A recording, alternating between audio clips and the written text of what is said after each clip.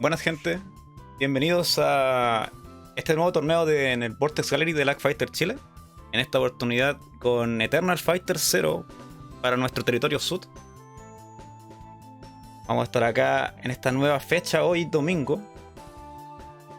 F2G Salacio acá al micrófono temporalmente. Estoy simplemente dándoles la introducción a lo que va a ser el torneo, que en esta oportunidad va a ser comentado en inglés. La gracia de que yo estuviera acá al principio es que te tira esta intro inicial. Vamos a ver cómo se da el tema con EFZ hoy día. Así que más que invitado los dejo a todos. Pero ahora procederé a dejar el espacio ahora a los comentaristas. Vamos para allá. Ok, comiencen nomás.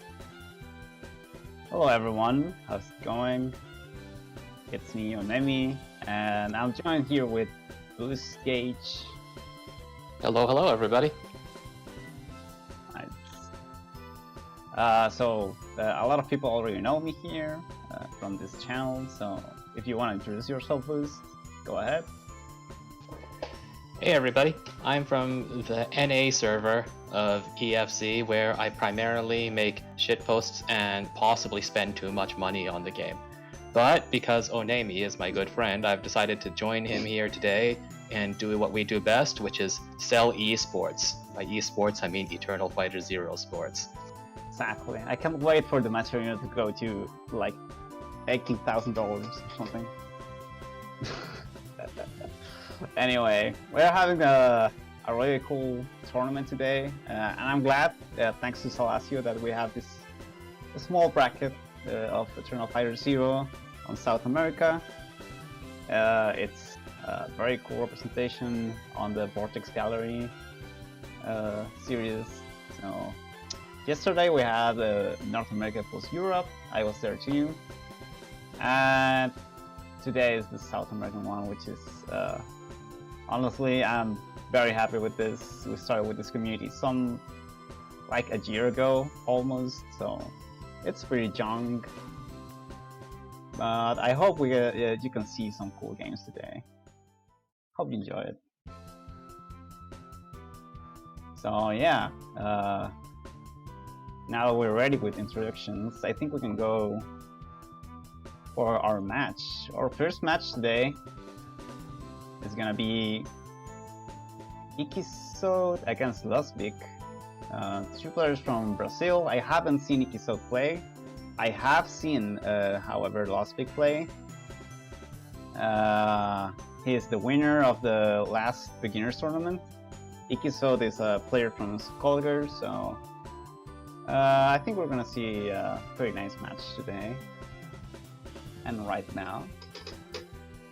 Also, I want to give a huge shout out to the community because we only had one DQ today, which is honestly unexpected. Usually these bigger tournaments have a ton of DQs, but today we only had one, which shows that the community really wants to play this game. Yeah. Wow, who was it that just donated 20 cents to the match arena? It must have been someone important. Exactly. Couldn't possibly have been me clicking on a contribute code, of which there are still 20, and which you should all click on and claim. Thank you very much. Exactly. So, if you want to help with the match arena, I'm pretty sure that there's a command ready, right? Yep, there's a command ready. for the Matcherino, you wanna help out with that, just one click, you give 20 cents. It's literally free money. Click it. Yes, please. And if you wanna get one of the prizes, I mean one of the marketplaces things for the artist, that's also really cool. But yeah, we're just happy to play this game. Honestly, we don't care too much about the money at this point. But yes, it's always a nice thing to do. Anyway, the game should come at any point by now. So we just gotta wait.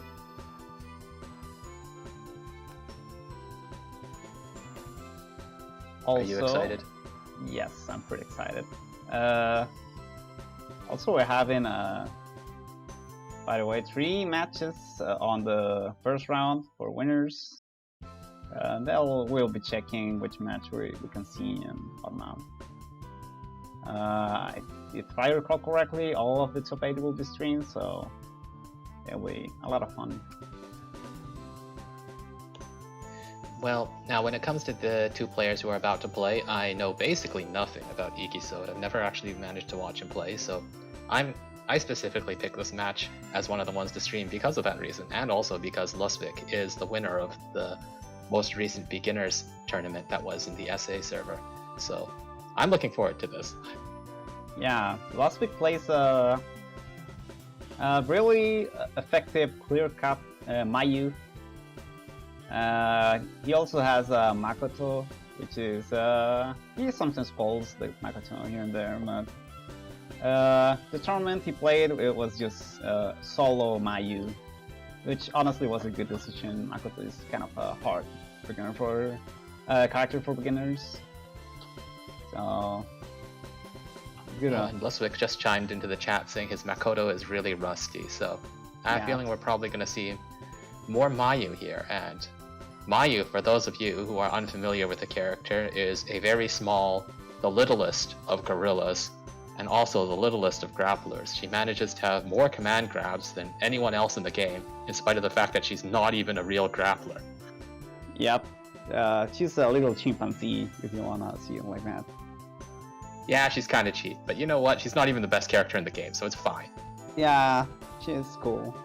Honestly, I like watching Mayu because the walking interactions always happen, so it's all good. Yeah, absolutely. There's a lot of strange things that happen around Mayu because of the fact that sometimes she's very, very small, or sometimes she's very, very fast, and you really don't know what might happen at any given moment with her. Some of her normals are really, really strong, but sometimes they have really unexpected hurt boxes, which allow for other wacky things to happen. There's just a lot that can happen with this character, and I would know because I play her. Yeah, pretty much. I don't play Mayu, I kind of just do ABC Super, but you know. That's because she's not a top 4 character. Yeah, exactly. I just left good characters. Absolutely disgusting. Anyway, but yeah, she's a pretty funny character to watch. Mainly because 5C, it's kind of impressive how many normals that normal alone beats. So. Yeah, and you never know what 2C might go under next. Exactly. Honestly, I have like serious problem with that matchup with some characters because 2C, even low profiles like some 2As, one of them being Misaki's, and I really like playing Misaki in that matchup because of the 5C anti-air just ignores like every dive from Mayu, but you know, low profile in my 2A is not nice. Yeah, well, it's all we got, so you know what? It's fair. Yeah. Anyway, I think we are gonna have to switch the match because Ikiso hasn't fully joined the IP. So we're gonna see AnotherNoob against Joel. Have you seen Joel play, by the way? I'm not sure that I have. It's Joelinhus or Joel. I'm not sure how you want to call him. He plays both Nayuki and Nagamori Misuka. Oh, exciting. And who's he up against? Against AnotherNoob. And I have no idea who AnotherNoob plays. Oh, so we also have an unknown going on in here. This should be good. Yeah, the AnotherNoob, by the way, just joined every single South American tournament for Vortex Gallery. That's kind of impressive in its own way. Yeah, he's not even they are not even on the EFC Discord, but you know, they just joined the tournament. So this is like the Vicky Viper of SAC. Yeah, apparently. And they're from Brazil. Uh-oh. What kind of connection are we going to be seeing here? A pretty funny one. Oh boy. Also, I noticed that the match arena has just gone up by enough to hit $77. So good on you guys for clicking those coupons for contributing. And click on all the rest of them. There's still a bunch to go. Cool. Okay, so we're dealing with delay select right now. They're gonna join at. They're gonna play at any point. So we finally got a match. Oh boy. Yeah, and pretty cool. 50 MS for a Chile against Brazil match. Oh, is that like an unusually good connection for that kind of region? Yeah, exactly. Mainly because Brazil has two main regions, which is Sul Brazil and Norte Brazil. And the difference between Norte and Sul are like extreme, like very extreme. Is there also like a North Chilean and South Chilean scene? Yes, but the ping doesn't change, unlike Brazil. That's really surprising. Chile looks really long on the map. Oh, it looks like we're about to start very up. long. Yep. Final with a match. I'm already a fan of the palette that Joel is using. Yeah, it's pretty cute. But yeah, Nayuki Mirror, that's actually impressive. This character is very beginner friendly. High damage, good normals, very fast on the ground. She holds all you want to learn this game. The game plan is simple enough. And as you can see, Joelinhus is just doing the more basics mix-ups, which is just high-low. Well, I go for the meaty, for the throw. And this character can play like this if she decides to.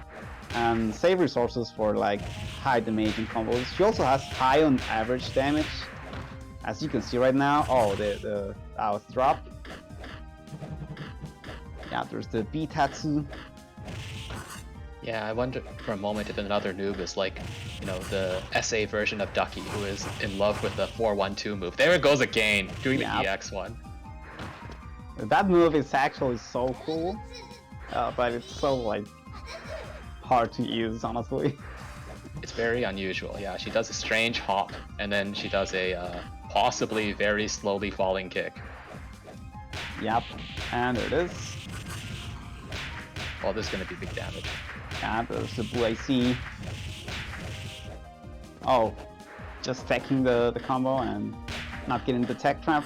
That's okay. That's another like very beginner friendly thing about Nayuki is that she doesn't have to go for tech traps. She can just end the combos in EX dive kick. Oh, nice wake up super. Yep.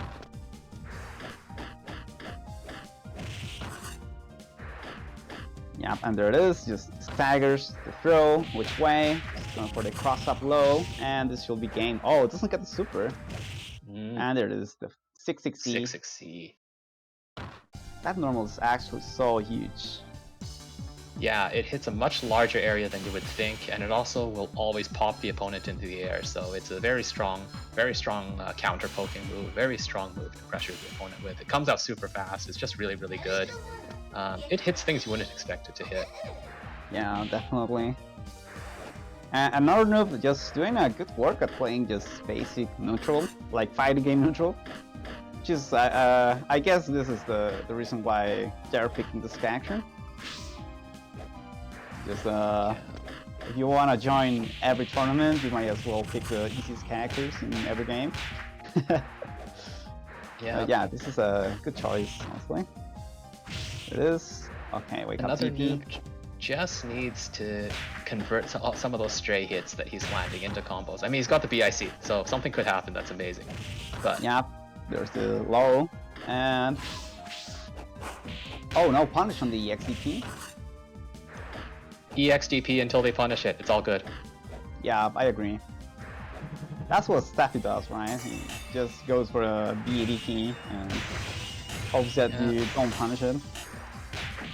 That's honestly Still pretty got smart. enough blue gauge to do another one if he needs to. I don't Yep, know. and there it is. No, he's dead. Yeah, one of the other advantages which Nayuki has is that she's got a very stable combo route, so you'll see kind of a very similar combo that she'll do, whether she lands a stray like anti-air hit or whether she like actually lands a clean combo starting hit. Yeah. The only route that it's kind of unstable is the corner carry one, and you have to do some like decently finicky height management, but it's still beginner friendly. And there it is, the 660 just swung around. Oh no. Ah, There it throwing is. out the corner. Yep. Good match. Quick 2-0 from Joel. Yep. So Chile wins in this match, which is nice. So up next, we're gonna have probably another Brazilian player. Is it the match with Chirumiru? I guess it's just Chirumiru, or we're gonna try to get Ikisode again. If we Alright. don't, yeah, we're gonna watch Chirumiru against Sakurako. Oh, another noob just chimes into the chat. Literally my first match in this game. Well, very well done for your very first match in the game. Your movement was looked actually very fluent. If you just had the ability to capitalize on some of the hits you got, I think you would be doing fine. Yes. Also, please join the Discord if you wanna join more events. If you wanna join casuals, we do casuals every Saturday. Or if we don't do casuals, we at least do like another type of event.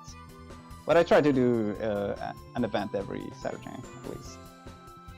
Yeah, there's matchmaking for Brazil. As you can see, you had 50 MS against a Chilean player, so that's also pretty good if you want to play against the people from the south.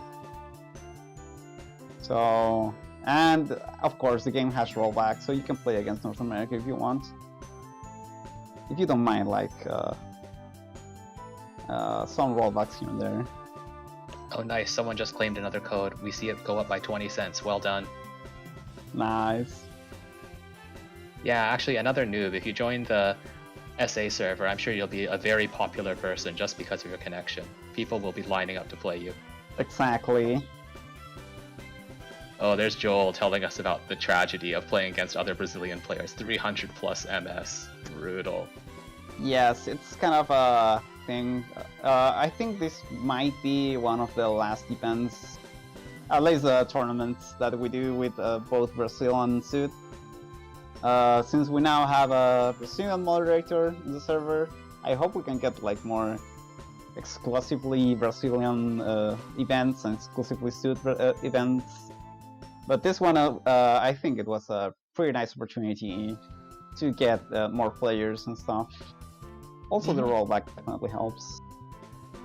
Yeah, I mean, EFC is definitely kind of an old game in that you've got things like 3-frame normals and 2-frame special moves, but it's also the case that the rollback netcode allows for some miracles when it comes to who is able to play who. The fact that you can still manage to play a game with like 250 plus ping is, I think, really a testament to the good work that Fire Seal has done with the game. Most definitely. Fire Seal is a monster. A monster, both in terms of being able to code all of the miracles that he's done and also in playing.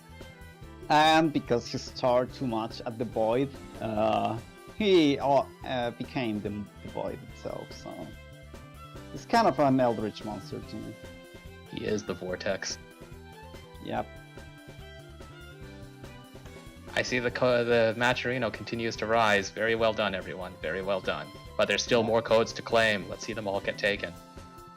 Yes. And if you take them all, I'll throw more money into the pool. Amazing. I think they're on delay select yet. Yep. Alright. Yeah, so GeoGaddy asked when's Melty, and the answer is when Type Lumina comes out, you degen. Actually, we do have a multi-bracket next week, so if you want to go watch from South America.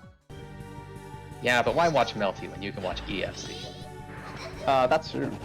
So Absolutely true, and we're getting started right now. yeah, exactly. We have Doppel Nanase against Minagi. Doppel is a good normals character, good mix-ups character. She has some flaws mid-screen mainly. She doesn't get as much damage as other characters do. But overall, she's a bit resource heavy for the high damage, but the high damage is very high. Meanwhile, Miyagi is a full set play character. Neutral is okay, especially when Michiru is behind the opponent. It's very good at that point.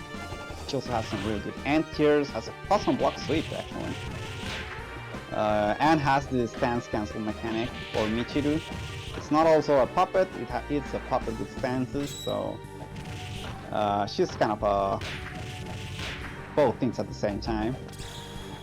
She gets a mirrorless reversal, which is very strong in this game. I mean, mirrorless launcher. There it is. Oh no, you got counter mashed. No, you're so close. So I have high hopes for Chirumiru. They have been practicing for a while now, and Sakurako also playing here and there. Also, Sakurako plays a ton in the casuals, and when we did like some small classes, Sakurako joined all of them, so they have been learning the game a ton. There it is. Yep, there it is. Just using Michiru to control some space. Michiru behind the opponent is very strong, mainly because they pull the opponent towards you. So if you do a special move, there it is. Just, doing the. Yep. As you can see, this character has some really wacky interactions. And also the user of our favorite emote, Michiru. Yep, just trying to get an air JB. That move is not on block for some reason. This just taggers to a 6E for the hard knockdown. See again, and there it is. That's why Michiru being behind the opponent is so strong. And there it is. Pretty nice. First game goes to Chirumiru. I mean, one thing which you can see in the match, which it might just be lack of matchup experience with Minagi, because it kind of is a rare matchup, to be honest, right? Like, Minagi's not a common character, so... I play Minagi, so I'm guessing that it's not too uncommon for some people in South America. Oh, yeah, I see, yeah. She's not, like, the most common character. But here's this change, just changing to Rumi. Sakurako, a fan of both Rumi and Doppel, so it's a Nanase player. Yeah. Using the palette that makes the two of them look the same. Exactly, just getting mixed up by different reasons. Yeah, I guess he got tired of dealing with getting mashed out by Minagi's normals, and is now just picking a character that can armor right through them. He chunked her out in that first round quite well. Yeah, it's very annoying for Minagi to deal with this armor. She doesn't have like many multi-hit moves. She has to like do quick hit confirms, so armor really messes up with that. And they're like very spacing based. The Doppel, I mean the Nanase hardbox is annoying in general. Oh, nice with Minagi. It's like double the problem. As you can see, Chirumiru can't get the JB or -JB combo. so that's pretty annoying. Wow. Okay. That's a low, good block. And there it is, just DPing pressure. Yeah, the big dragon punch that Rumi has is very strong. Yep. And also, quite notably, he doesn't like to throw away the Shinai, because one of the things is that doing that big DP involves throwing the Shinai away, after which she becomes kind of a doppel, but like a really bad version of doppel. Yeah. But instead, he elects to just play with the big normals and like punch Minagi around, which worked very well in that previous game. Yeah, she's pretty much the worst character in the game when she doesn't have the Shinai. She's probably worse than Cierre Mayu, which is quite a fate. Oh no, Michiru. He really doesn't like Michiru, just super sir. Yep. Oh, by the way that stance works is that the specials that she does when she's in stance mode don't have like the pushback on Michiru, so she's much well positioned if they are blocked, and they get new properties when she gets the hit. So pretty nice. There it is. And most notably, the EX kick gets much stronger with the stance ready. Yeah, you can see a handful of the moves that was giving him a lot of problems in the previous game, like Minagi's JC and like the 666C, like the big fan attack, are basically no trouble at all for Rumi now. She just slaps her around when she does those. Yeah, there it is again. Yeah. Also, Minagi's 666C is an overhead, so yeah, pretty good move. Good blocks from Sakurako. And there's the air tour JC, and this is a low. Okay, no punish. Good tech trap actually. Yep. Oh, yeah, there it was. I knew it. Yeah, and there it is, dropping the combo. You gotta do some really weird adjustments on Nanase. And the Shinai.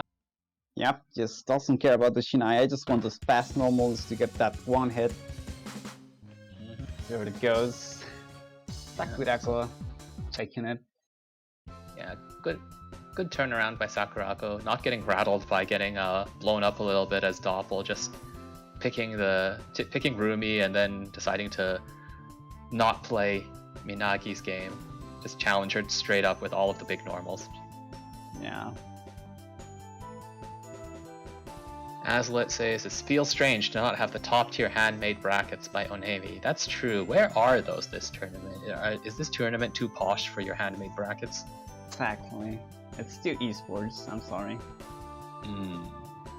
By the way, Sakurako said on the Vortex Gallery chat, he said, I'm sorry for the clownery.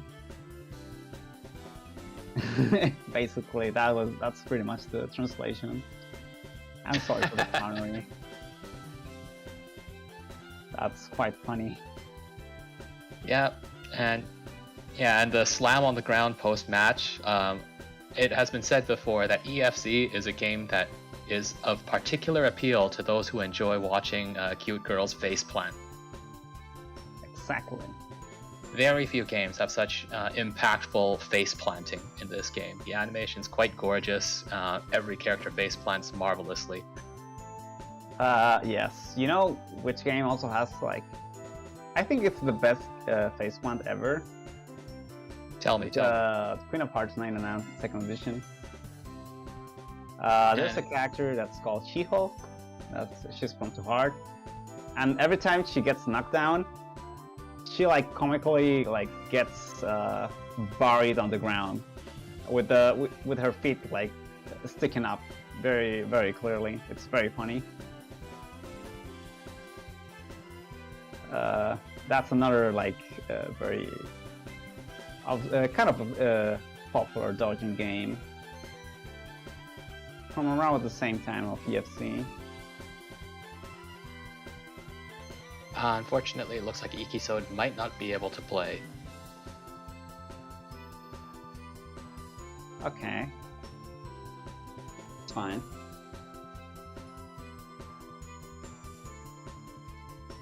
Could happen, could happen. Alright, let's see who is up next in place of Ikisode. We're having Fury against Joel. Big fan of it. Yeah, so Joel, who we've just seen earlier, playing Nayu in a very conventional and very well executed way. All of the things that you expect to see from Nayu are there. Yeah. And then Fury, Mayu player. We'll see if the Mayu madness is able to overcome the orthodox play. I think Fury is the craziest. I mean, not the craziest, but the most unconventional Mayu that ever exists. Oh, excellent! I want to see it's that. such a weird playstyle. It's hard to describe, honestly. One thing- Fury usually plays fighting games like this. He just finds some like gimmicks and stuff like that and tries to like exploit them as hell. And I think he picked the right character in this game for that. Yeah, and also this is a matchup where Mayu has a lot of particular strengths against Nayuki, because many of Nayuki's even standing normals are lows, which also have low hitboxes, whereas Mayu has got a bunch of moves where she just hops or doesn't even have a low hitbox, so she can try to just disrespect many of Nayuki's close range moves just by pressing buttons. But on the flip side, she is also subject to some fairly nasty Oki because of the fact that she's got a very slow wake up and a very fat hitbox. On top of that, if she's not careful, she might get 6-6c'd, because 6-6c works very well against some of these longer, slower, more evasive moves that she has. So I think it's an amusing matchup. Yeah, it's quite an experience to play this matchup, honestly. As Nayuki, there's also like some combos that need some like weird adjustments. For example, 3-6B just doesn't hit on Mayu if you don't delay it, so it's kind of a weird checky matchup. I don't think it's too bad for Nayuki, but it's definitely like a weird matchup. You gotta learn it. I guess that's the same thing with every character, but in this specific case, since you have to overcome other things like the low crashes and stuff like that, you just gotta. And if you don't get the usual reward from like the 3-6B combos and stuff like that, then it's just a downhill battle. Yep. Both are characters who also have DPs of sorts, though Mayu probably has some of the better meterless DPs in the game. And again, her and also one of those very good meterless DPs is very good against low attacks.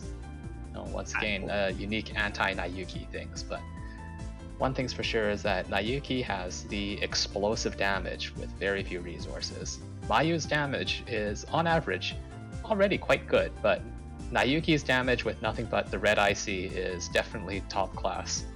Yeah, definitely. She gets a ton of damage from just one, like some meter. She doesn't even need the full meter and the red IC, and she builds the rest of the meter into combos, so yeah, it's definitely a very high damaging character, which is pretty funny. Let's see. Alright, it looks like we're about to get started. Okay, I'll turn the lights on. 1 second.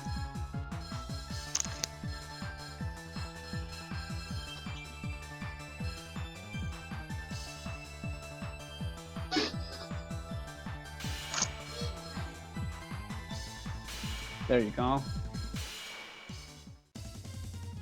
Alright, here we go. Again with some fun edit colors on both sides. Yeah, that's Nerokao's Mayu. Fury mains Nero on Melted Gloves. So. Ah, I see. Yep. It's 6 speed to dive into whatever. A big important thing about this game, you gotta learn how to RG to just escape some of his block strings, and Mayu block strings actually have a ton of gimmicks involving if you don't RG, you just don't get out. So Wow, Fury just kind of blew him up real fast. yep. And he's entering this round with full blue gauge, so he can do a lot of shenanigans with this. He's got 4 EX moves as well as the IC. Oh no, that was almost Crash. terrible. Yeah, and Fury really likes to save for blue IC because he's not very good at combos, but BIC gives that like big window to do ECU combos, and they're big damage too. So I think that's a nice decision to like play around with the system, to work around your weaknesses. Oh my gosh, he's still alive. Not anymore. Wow, very fast first game from Fury. Yep. I think that's a pretty cool thing about this game. You can pretty much play it however you want. Yeah, it's very freeform in a lot of ways, and some characters in particular really enable that. Yeah, most definitely. There's the Air Trainer JC. EXDP to deal with that 6V, very annoying. Yeah, I feel like Joel is probably trying to do some wake up or reversal DPs and is getting sabotaged by the media attacks of Mayu. Yeah. I know we're talking about DPs, but what some people might not know is that DPs, at least most DPs in this game, only have high or low aimball. So you gotta be like very picky on which DP you use. Yeah, unless you decide to go with the EX one, which is, oh, here we go. The big damage from, oh, it dropped. Tragedy. Yeah, you gotta delay the last GC a ton on that. Yeah, so right away we see an example of what you were talking about with the possibly wacky hitboxes of hurt boxes of Mayu. Dive. And the staggers, that's plus, but decides to respect. Maybe checking for the EXTP. Okay, yep, just a little bit of BIC, but gives enough stability. That's a drop the super, that's 6B, pretty sure. Yeah, but looked really cool. Indeed. And I bet that Joel wasn't expecting it either. Okay, just playing the neutral. As you can see, Fury really likes the wall flings. Yep. Out of range for 2A, which is incredible. That 2A is pretty stupid. There it is. Another dive. Another dive. Oh no, Joe. Fury is loaded with resources too. This could be the end for this round anyway. Yeah, easily. Match point for Fury. Yeah, one other thing to point out is that many characters who do have DPs, if you do the EX DP, like it will be a fully invulnerable DP. But unlike Street Fighter, EX DPs tend to be slower than the non-EX DPs, so they are actually easier to evade with like safe jumps or with media attacks or what have you.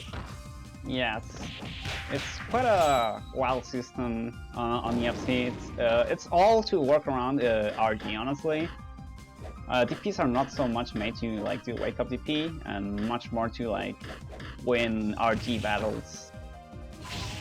So I think that's a cool balancing on that mechanic. Oh, not using the BIC but send the combo. Oh, the dive kick gets him when he tried to tech out. Yep. Fury could have killed him that last combo. Yeah, he could have. P again. Gets cut low and staggers. Oh, the hurt boxes. A. Yep, now you hard boxes. Same side, doesn't block it. Yeah, pretty clean win from Fury there again. Yep, very nice. Yeah, 2-0. The Mayu wall dives very fast. Don't really allow for any conversion unless you have the IC to Roman cancel it. But it didn't really matter because Fury would just do them, and then Joel's Mayu would just kind of run into them and get hit. And it felt like he had a lot of trouble trying to find a way to challenge those moves. And along the way of trying to challenge those moves, he would get knocked down a lot and get into trouble. Yeah. Yeah. It's kind of a tough matchup as we were talking about, but Joelinhus actually got around there. And Fury is like seeded second in this tournament, by the way. First seed is. So I think I did a really good job. So if I actually taken the set, if I actually knew a bit more about the matchup.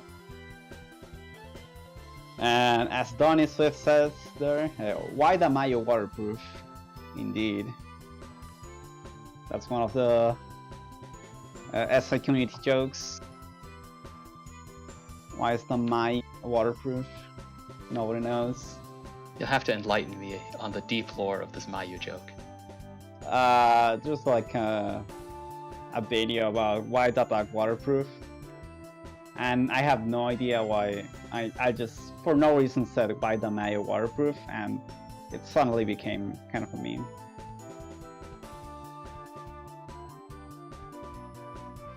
Because I guess it kind of makes sense, because she's that character makes no sense sometimes when you play against her. Absolutely. She's definitely got a lot of nonsense. Yeah, it's a pretty funny video, honestly. Yep, we're gonna watch pretty soon. Donnie against Lusvik. Is Chile against Brazil again. Sadly, I don't think this connection is gonna go as smoothly as the AnotherNoob match. However, I think we're gonna see a good match anyway. Donnie is one of the top multi-block players from Chile. He didn't do too well in the beginners tournament, but after the beginners tournament, he became way better at this game. Way better at this game. So I think we're gonna see a cool match, and both characters are kind of similar in some ways. That they're very good at low crushing, high profiling moves. They're both very small, highly mobile. So it kind of feels like a mirror in that sense, but it's not really a mirror because their goals in offense are very different. Yeah, I think one of the interesting differences between the two is that Mayu has a lot of shenanigans when she's in the air, but her air normals are not nearly as good as her ground normals when it comes to pushing the opponent around. I think that Mayu has got a lot of really strong air normals, but some of her ground normals are like, well, yeah, they're good, but they don't really allow her to sort of continue pushing the opponent around unless she's already right up next to them. Yeah, IU on the other hand has crazy air mobility with double air dash. She has that big air trigger JC, she has a highly active JB, and she's in general very good in the air. Which makes sense, if you come from multi, then this character will feel very comfortable. And she has a launcher, so it's all good there. Yeah, one of the relatively few characters in the game who have a meterless launcher as a normal move. Indeed. And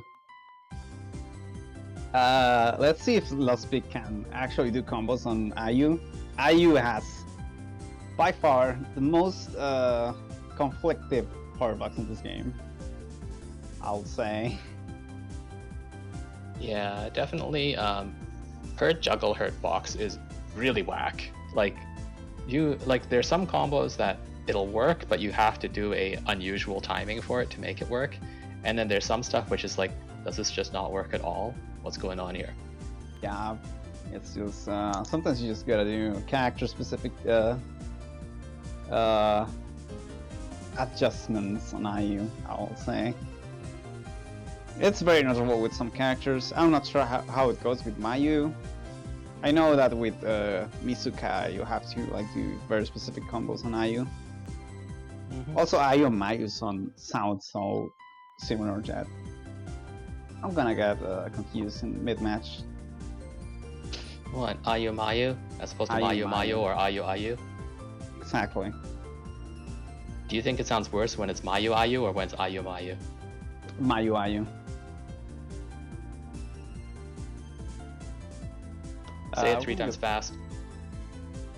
Mayu Ayu, Mayu Ayu, Mayu Ayu. It sounds like you're like a broken spring or something like that. Nice. We can just call her Mayo. That will make sense. They are both, you know, midget brunette girls who face plant very hard and are very annoying to fight against. Exactly. Yeah, it looks like we're still having a little bit of connection difficulties right now, so while we're busy getting all of that sorted out. Do we need to run any advertisements? We'll just leave that to our streamer. Alright. At least you can combo Mayu. Yeah, I agree. Also very true. Yeah, and one of the things which Ayu had, so Ayu and Mayu also have very different and interesting strengths when it comes to RG. So RG is one of the central mechanics inside EFC, and for those of you who haven't played it before, you can think about it as being like a just defend mechanic, except a really strong one. And it goes that if you just defend and you're Mayu, because she has such a wide range of command grabs, including some like 0 frame ones if she has meter, she can just grab you, right? And you can't RG back against them, or like it might even be the case that you can't even stick out a normal fast enough to stop her from grabbing you. Ayu, on the other hand, some of her DPs come out shockingly fast, and you know, and you can press a jab and it will just hit you anyway. It's kind of interesting that the two of them have like this sort of unique strength to them. Yeah. Tell me about hitbox. I think that's a good idea at this point. Okay, well, hitboxes. Hitboxes, if you have never used a hitbox before, you probably want to get a hitbox because top players in our community like Whiteland and Fireseal use hitboxes, and top players like Staffy and maybe even your favorite Street Fighter player Daigo say that the hitbox is absolutely cheating. So you know it's actually good stuff. So if you aren't actually using a hitbox yet, you should probably get one, and it will probably bring you just a little bit closer to your favorite top player, whether that's Whiteland or Fireseal. That was actually amazing. Thank you. But yes, absolutely. If you want to buy a hitbox right now, you know, take a look at that link down there, hitboxarcade.com/Vortex Gallery. So that way you can get whatever awesome discount it is that they're getting, and it'll help you support Vortex Gallery. You know, even if you've already clicked on the 20-cent contribution coupon, which I hope you have, you can. If you want to buy a hitbox right now, you should go to that link so that way you can support it even further.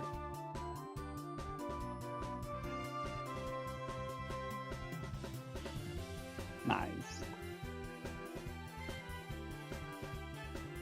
Okay, so we have 2 problems here.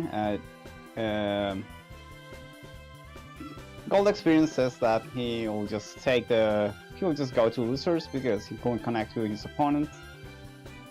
So if oh wait, it looks like he might have a chance. Hold on. Yep. Oh no, now he can. Okay, nice. Okay, alright, so let's cross our fingers and hope that we're in luck, that we are blessed by the connection.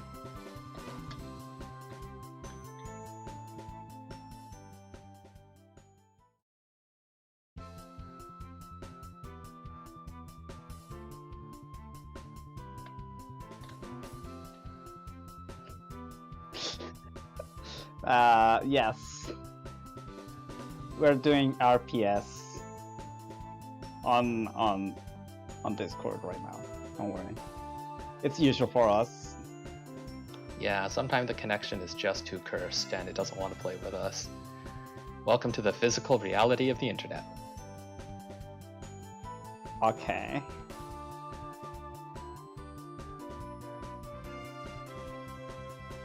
check this out. We finally have a rock, paper, scissors match. To deal with Ayu Mayu Oki anyway. It's the same thing. Oh dear.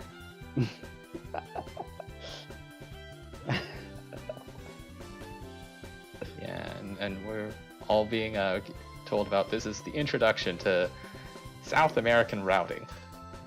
Incredible. Where's the Maturino stretch goal where we can improve South American internet routing? Oh, damn. God, I wish. Yeah, man. Yeah, so we're supposed to have another like marketplace item, but I think we submitted it too late, so we can't do it. Ah, that's unfortunate. Yeah, I wanted to give a Fumo, Yuyuko Fumo, but you know, it couldn't happen. Hmm.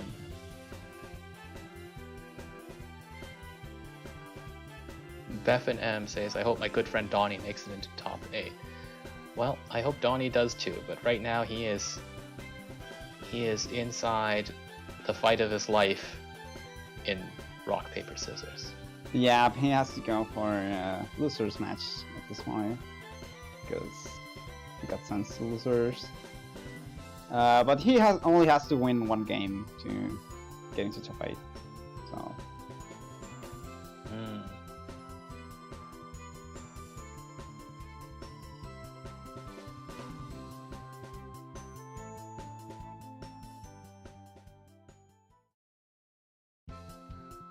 Also, I just changed my name mid tournament. Don't mind me. I have to shield my actual sponsor. They let me get into locals for free when I win when I get top 8 in tournaments, and I haven't gotten top 8 in a tournament in years because I haven't entered a tournament in years. So, but it's always nice to have them there.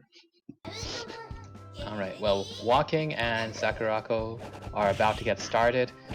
Yep. Yeah, Joaquin is probably the favorite to win this tournament. And Sakurako, we already saw Sakurako play with this Doppel and the Rumi too. But as you can see, Joaquin just has very strong EFC fundamentals.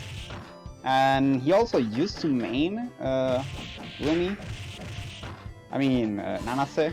He switched to Akiko at the beginning of the year. But he was playing, he learned this game with Rumi basically. I mean, not Doppel. Damn it, I got them mixed up so much in just less than a minute. Yeah, they are swinging at each other right now. In fact, Sakurako took a lot of big hits early in this round, but has come back really hard. In fact, yeah, with like great RGs and also just great challenges. There's another one, yeah. Sakurako just like 2Aing Joaking out of everything.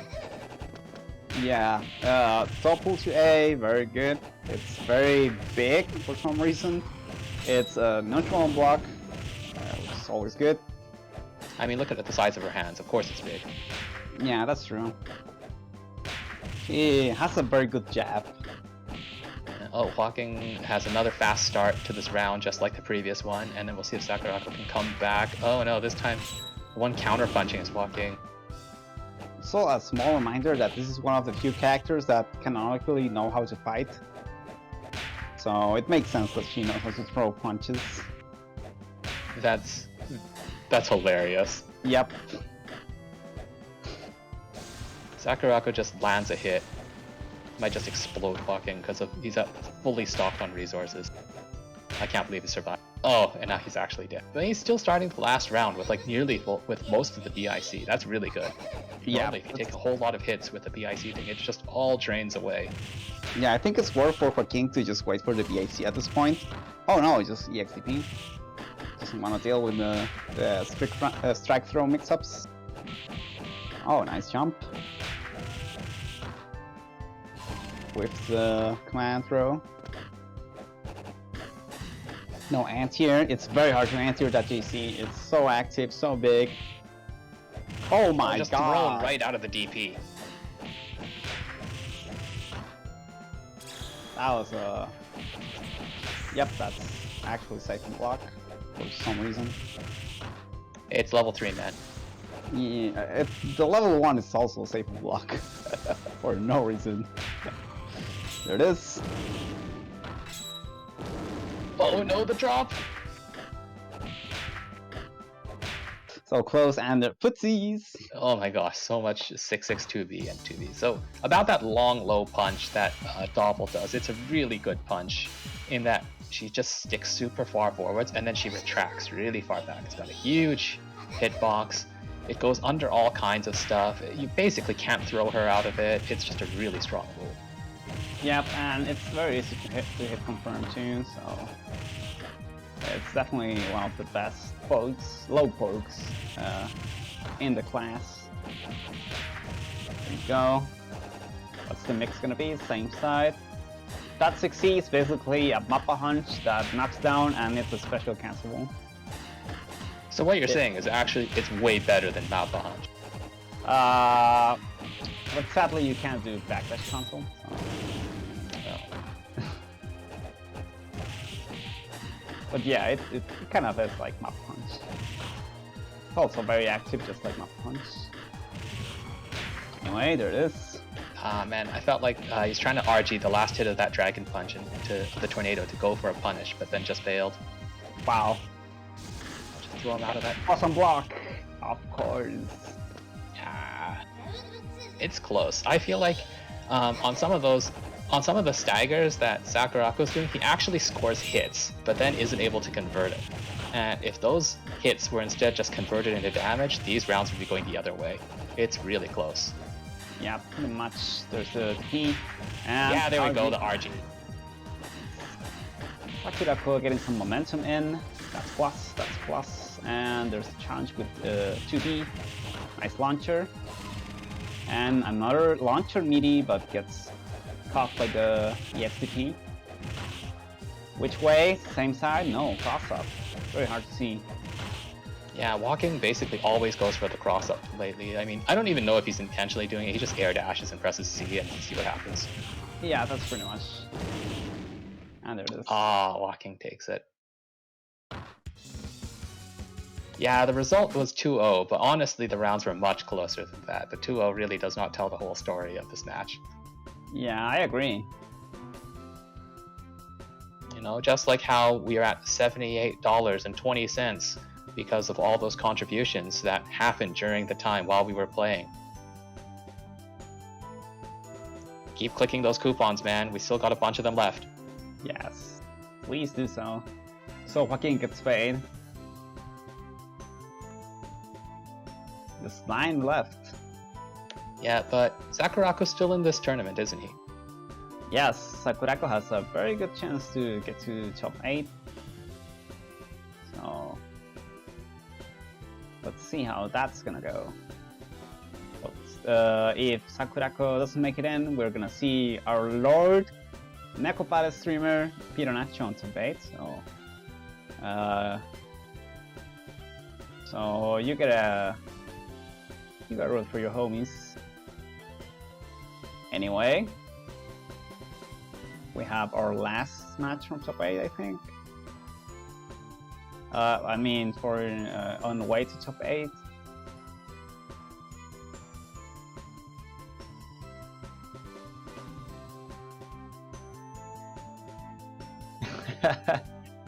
Nice. By the way, we're waiting for the TO to confirm us that if we're gonna see another match before top 8 or we're just gonna jump straight into top 8.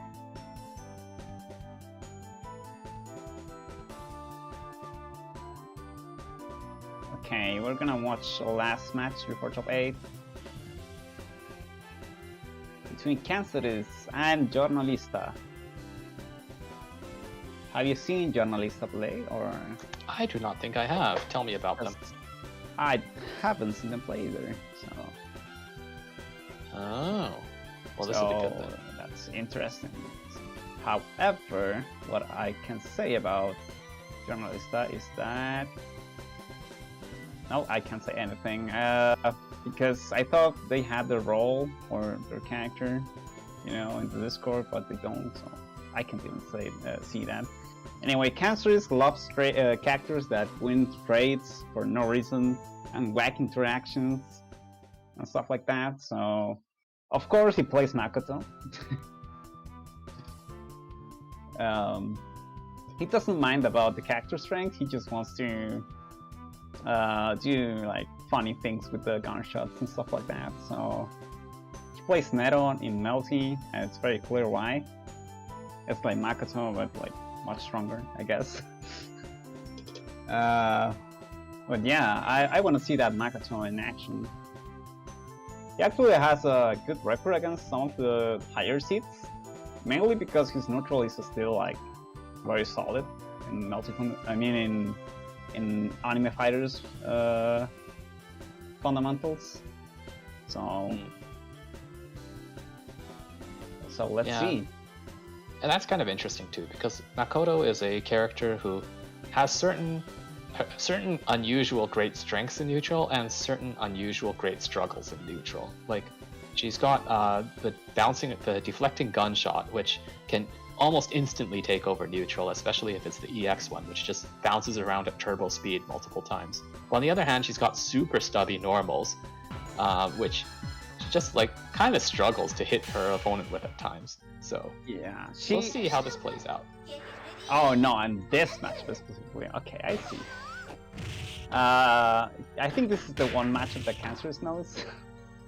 So oh boy, fine. But this is you go ask any Makoto player, they just hate Mayu. The stubby Makoto normals also imply that the one character that has the wackiest hitbox interactions, of course, just sometimes some normals just don't work. They just feel tired today, so they're like, yeah, I don't want to work today. Mainly the 2A, it's just very annoying on Mayu. Oh my god. Yep. Yep, there it is. Tries to go for a thick throw, but Jornalista just smashing.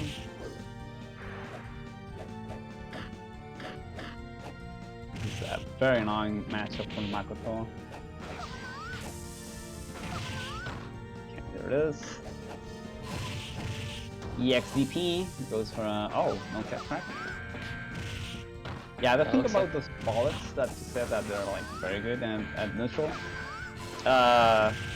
you kind of use them more than to zone, that you use them to like compensate for your bad normals. Yeah, that's kind of like it gives you like a ticket in, because your opponent kind of often has to stop what they're doing in order to deal with it, or they just get hit. Let's see if Canceris goes for one of the knowledge checks. Maybe, yeah, exactly that one. That's actually a low, by the way. So, yeah, anti-air gap, not working out. Oh yeah, no! Mayu hardboxes, as I was saying, 2A just decides to not work. So 2A, 2A doesn't work at that range on Mayu. Also doesn't work on Mio, by the way.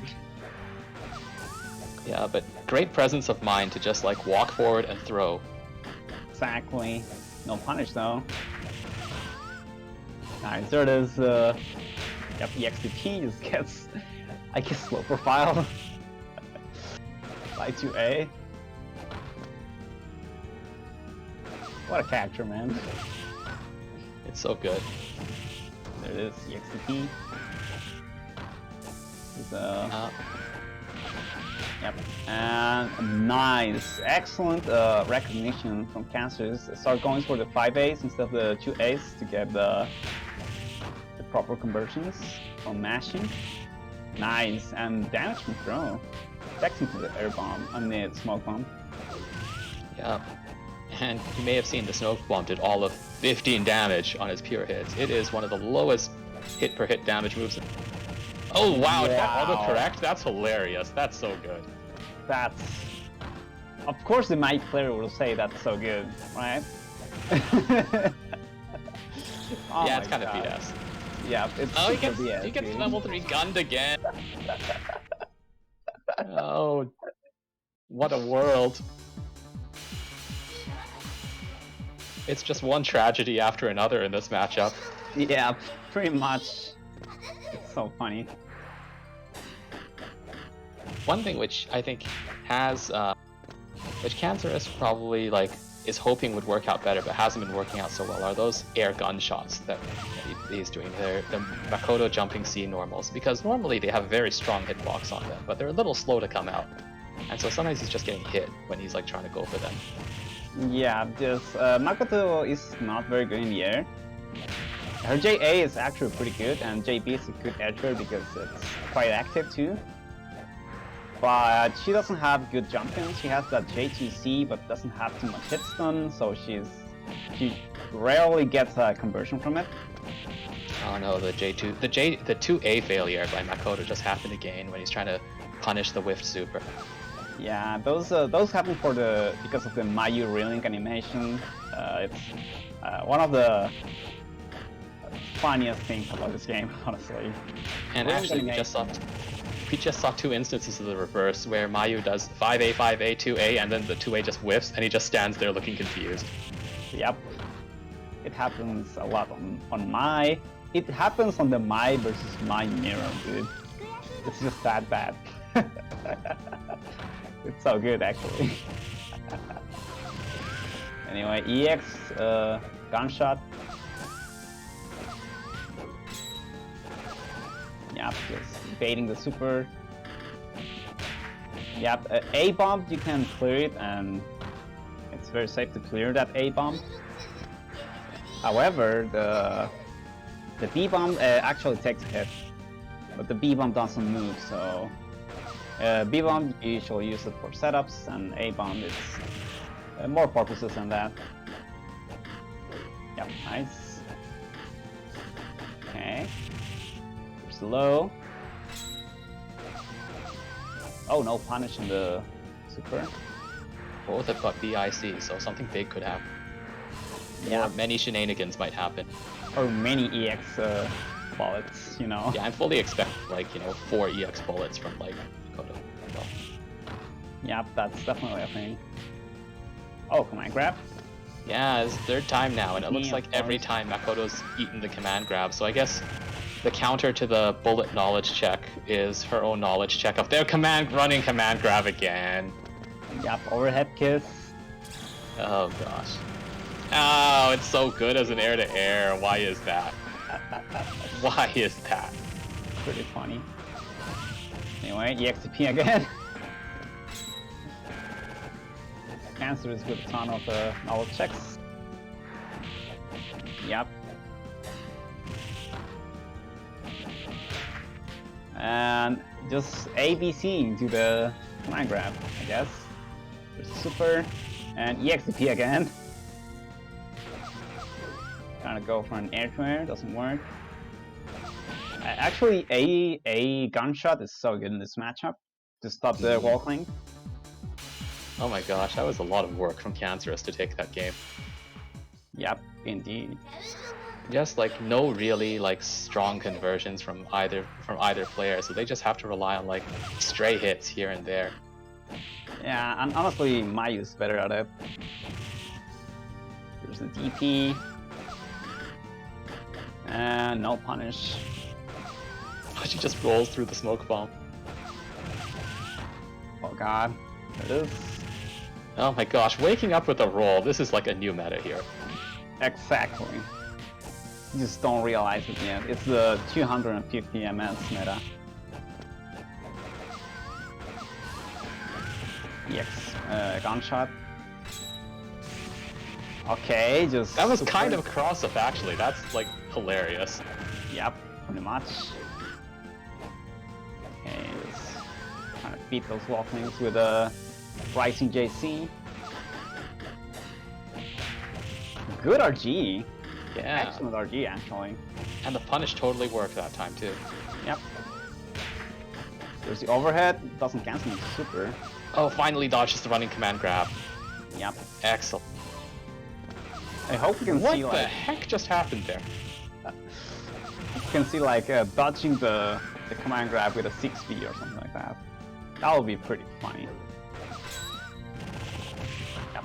not a ton of damage, but gets an OT. There it is. Just wake up TP. Thanks, The gunshot. running grab attempt gets blocked by the gunshot, and it just tries to run and grab him. It's not good. 2A, why have you forsaken Makoto? Yep. And yep, just jump out of pressure, like very multi-blood-esque defense from Canceris. I feel like the EX smoke bomb was kind of a mistake. Like, just try to go for something different. Yeah, that was probably innocent, but doesn't go for the super well. Actually, this character can get away with just doing ABC super, so I hope we can see more A supers from Canceris. But Just gun super, whatever she's in the air. Oh Yep. my goodness. Okay. Makoto with the full BIC again. Yep. Yeah, good punish. I wonder if Canceris knows if that the B bomb takes the hit and not the A bomb. Okay, no punish though. There it is. It's Jornalista's turn, but Canceris still has some ammo on that gun. Oh, he jumped right into the field of mines. Oh, he's stuck in the minefield. Oh no. Oh, just Dragon Punch 3 times. Why not? And even do the rolling Dragon Punch. My goodness. Incredible. Just a squash jump into low. Yep. There's the punish with 2B. The high. And Canceris is so low on resources. There it is. Now Jornalista doesn't have the 1 meter, so he can't actually do 2C into super now. Which is Jornalista is now like going into some real gimmicks with trying to break through into Makoto. Yeah. Also, Canceris is definitely having trouble with the Mayu wake up timing. She has a very slow wake up timing. So if you haven't practiced against her, then you gotta lap those meaties. If you're a real chat, you can also lap character-specific mix-ups. Okay. Oh, just run and grab again and again. Just do it. Why not? Exactly. And good punish, honestly. Super good punish. Okay. There's a high. Oh, very and nice. Canceris takes it. It finally works. After all those tries where like Mayu just Dragon Punched her right through it. It finally works. Yep. Also, thanks to Bill for the raid. Vortex Gallery here. Oh, thank you, thank you. Oh.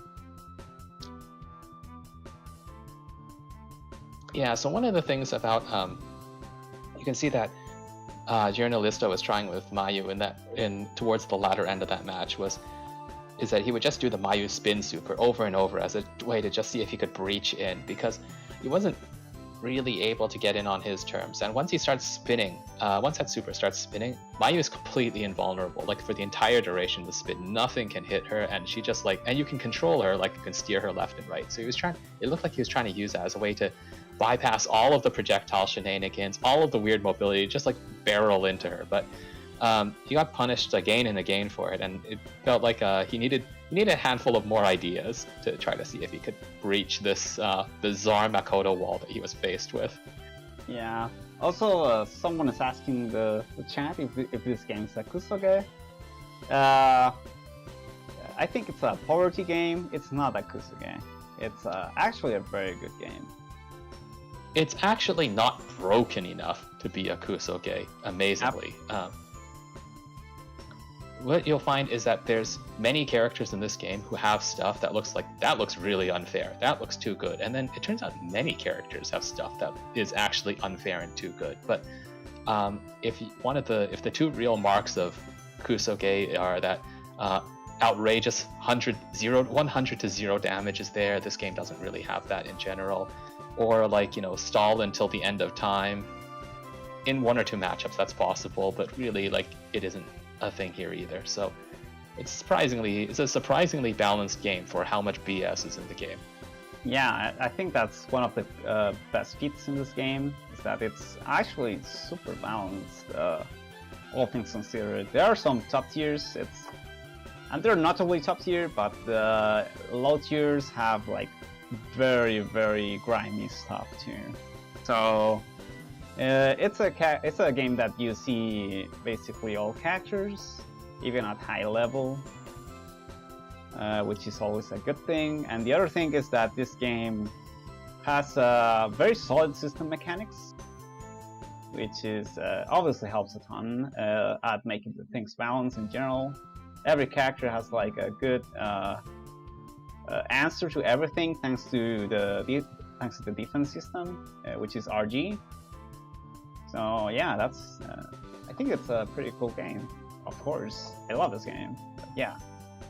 Yeah, and if you want to get to the really nitty-gritty, there's a lot of things in EFC that are interestingly inverted compared to other anime games. In like the way in which the air tech system works is the reverse of other games. The way in which meterless combo damage works is kind of the reverse. Like in EFC, if you land like a nice clean combo starter on someone who's on the ground and you have no resources, your damage is probably not going to exceed 25% tops. It's probably going to be closer to 20% or less after Guts kicks in, which is very unusual compared to other anime games of its era and of the time afterwards. So it's there are aspects of it which are surprisingly low damage, and then there are aspects of it which are, you know, fairly high damage. But when compared to the real Kusoge like HNK or Kanta, no, it's a low damage game. Straight up, it's a low damage game. Yeah, and I think one of the best things about this game is that the mix-ups are just crazy. Oh, Fury versus Lusvik. Fine. Okay, we're getting the Mayu mirror. This is maximum chaos. This should be great. Yeah, this is this character. I said it yesterday. I'm gonna repeat it today. This character is basically a Kusoru character. I think there's no better way to present this Mayu. She's chaotic all over the place. She just has wacky hardbox interactions and just tries to abuse that at every point. She's definitely a Kusoru character. Yeah, she's got like a nice fast jump. She has unusual air mobility compared to some other characters, because every character in this game can double jump and air dash, but in Mayu's case, she can pick the order in which she does that in combos. Other characters, you get to do one of them in a combo, and then you have to land before you get to do the other. Oh, and wow, Lusvik just like takes the round before we're even done like introducing it. Holy cow. Yeah, and Lusvik, by the way, also is he's a Tensor player, so he knows the the task of pro grinding stuff in general. Oh, nice. Yep, so if you have played another Tasselford game, this game won't be as familiar, but you'll know when you see the hardbox things, because all Tasselford games have like very coarse moments. This is the perfect capture if you like that kind of thing. Yeah, and you can see Lusvik is, for Oki, is doing a lot of a double jump Oki, where you just jump at the person and then you press 8 and then come down on them, and it's maybe a cross up. And Fury is just like, oh my god, looping his way across the screen, building meter while he does so. What a genius! Absolute galaxy brain on this man. That's a Chad moment. Yeah, you can see that Fury, he hadn't given up until like the very last pixel. He was in this, even if only for the lulz. No, he's doing good. Yeah, Fury knows no limits. That's kind of a community joke. Oh, just okay, I'll just 1-0. That's it. Maybe Fury had some controller problems. I don't know. Oh. So I think we'll Lusvik give him a wins. second. Lusvik wins because Fury got mind broken. He's probably getting an epilepsy right now, so that was too much for the Fury brain.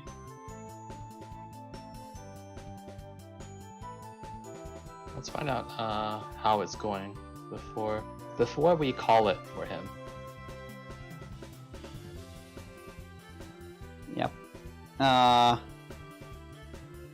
Too much Tasso for experience, yeah. Please, if you're playing a Tasso for game, take some breaks every 30 minutes. Anyway, Yeah. we're having Joaking against Canceris now.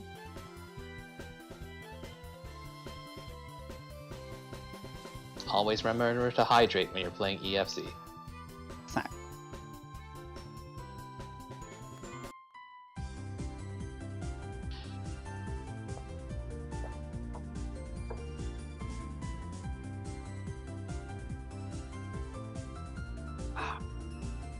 Anyway, Joaking is...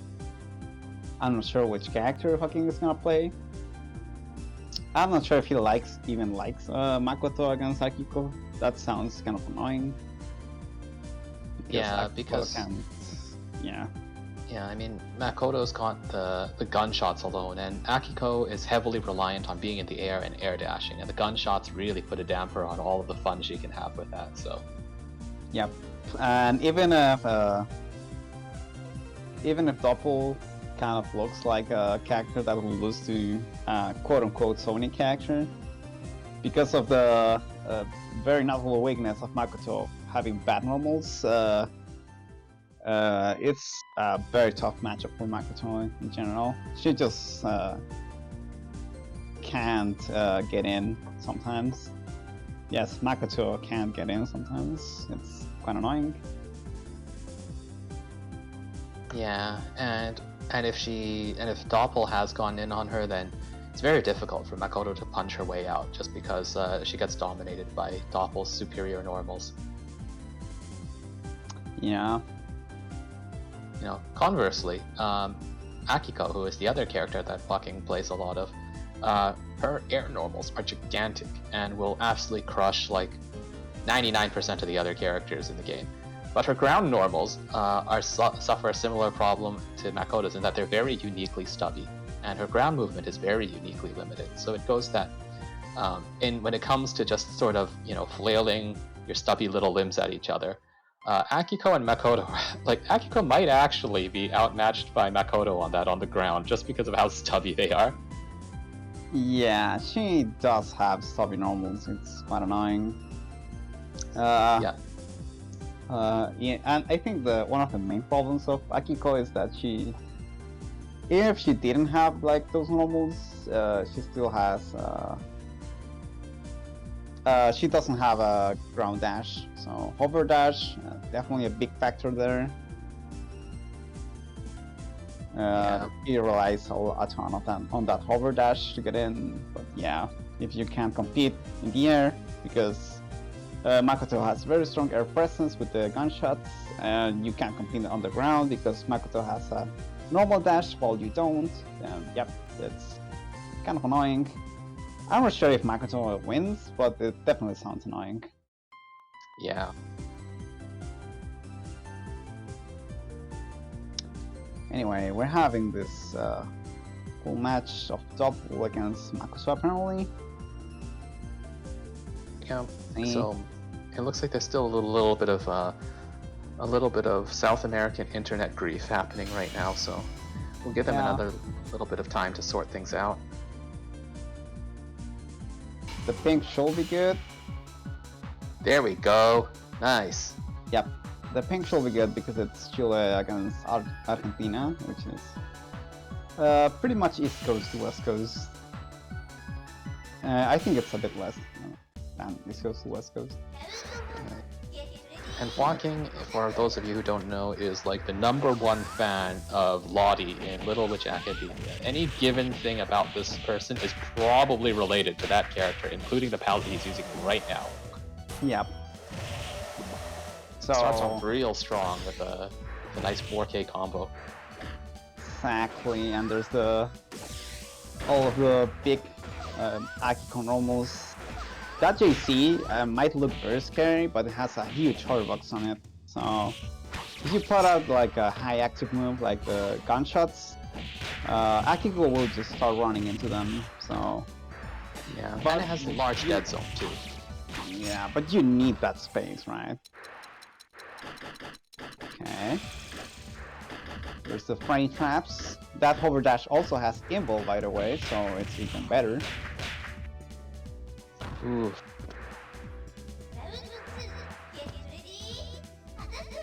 Yeah, once Akiko can establish the JB pressure on Makoto, Makoto's got a real hard time. Yeah, and there goes, you know, time stop. Time stop is so good at stopping the reversals, at stopping so many things. It gives you better mix-ups. It's just a good combo. Oh, yeah, finally turns the tables on her. Let's see what happens. Oh no, come on, can Akiko punch her way out with her terrible ground? It is the TP. Kind of. That TP is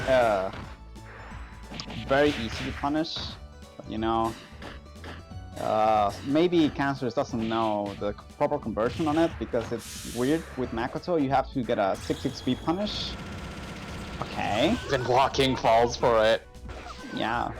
Anti-air level 3 gun super, it just works on everyone. Exactly. Okay, and there is this should be so much death. Oh, never mind. I just finished Stops it the with combo. put Makoto directly into the trash.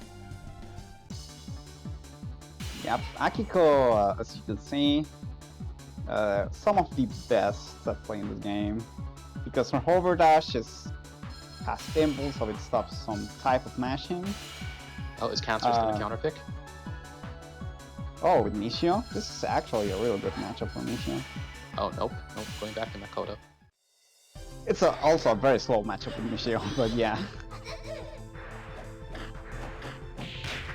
Okay, as you can see, Akiko going with the JB, she can stop the JB hits at any point with JC that whiffs and she goes for the low. So JB has 5 hits, she has 5 opportunities to go for a low in just one move. It's just such a strong mix-up. RG obviously makes things easier to see, but it's still hard to block. And there it is, this should be death. Yeah, the JB, this broom twirl, is just a very difficult move for most characters in general to challenge with their own normals. It's really, really strong. Yeah, you can see that. Yeah, and then on hit, you see it just converts into big, huge combo. Big, huge damage. Yeah, and Joaking is fully stocked on resources. EXDP. Oh, accidental super. There's the JC air trainer. Yeah, I get the feeling that Canceris is trying to use the big hitbox of the jumping pistol normals to try to counter her, but the pistol normals are quite slow to come out, so the JB just clips him as he tries to do that. Yeah, you have to use the presence of the gunshots to stop Akiko in this matchup. If you don't, then it's just so hard to beat Akiko on the air trainer. Oof. Yep, Joaking. Death. Yeah, you don't get a lot of chances like against Akiko if the execution is there, because once Akiko connects that one air normal, whether you're in the air or on the ground, that could be 4K right there, and then into Oki, into possibly another 4K. Yeah, most definitely. The air to air conversions are very important to get a high damage in this game in general, since you don't get many opportunities at getting launchers. And Akiko has some really easy air-to-air conversions. And Joaking is just so good at getting the max damage from out of them.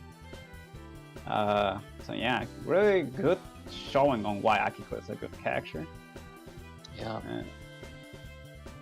Anyway, I can see that the Matcherino though, the Matcherino is up to 78.6, which means that someone else has been clicking on the coupons. Very, very good. Unlike Akiko, who you may only get 3 chances against, you still got a lot of chances to click on these Matcherino coupons, so get clicking. Exactly. Start clicking, goddammit.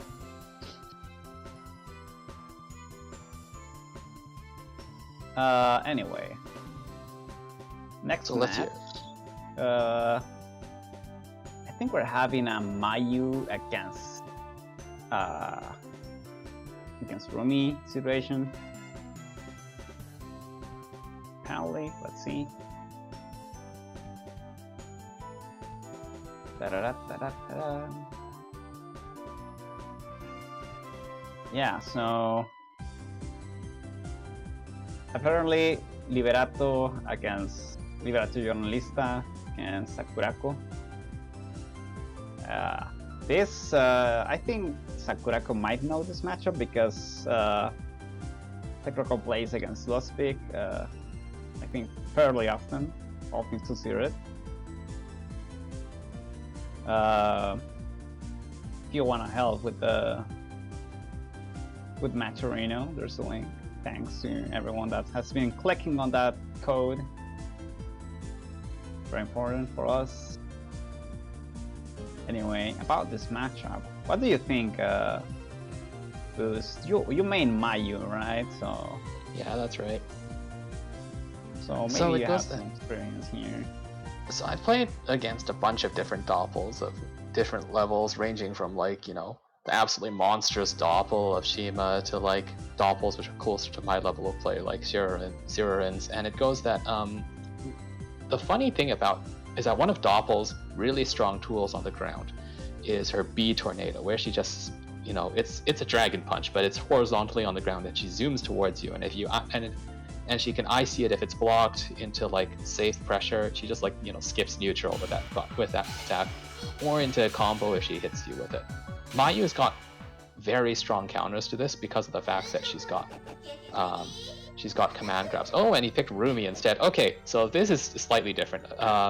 Mayu's tiny crouching hitbox means that certain armored moves she will just go under, and it goes that her fast jabs and multi-hitting moves allow her to just like blow up the armor.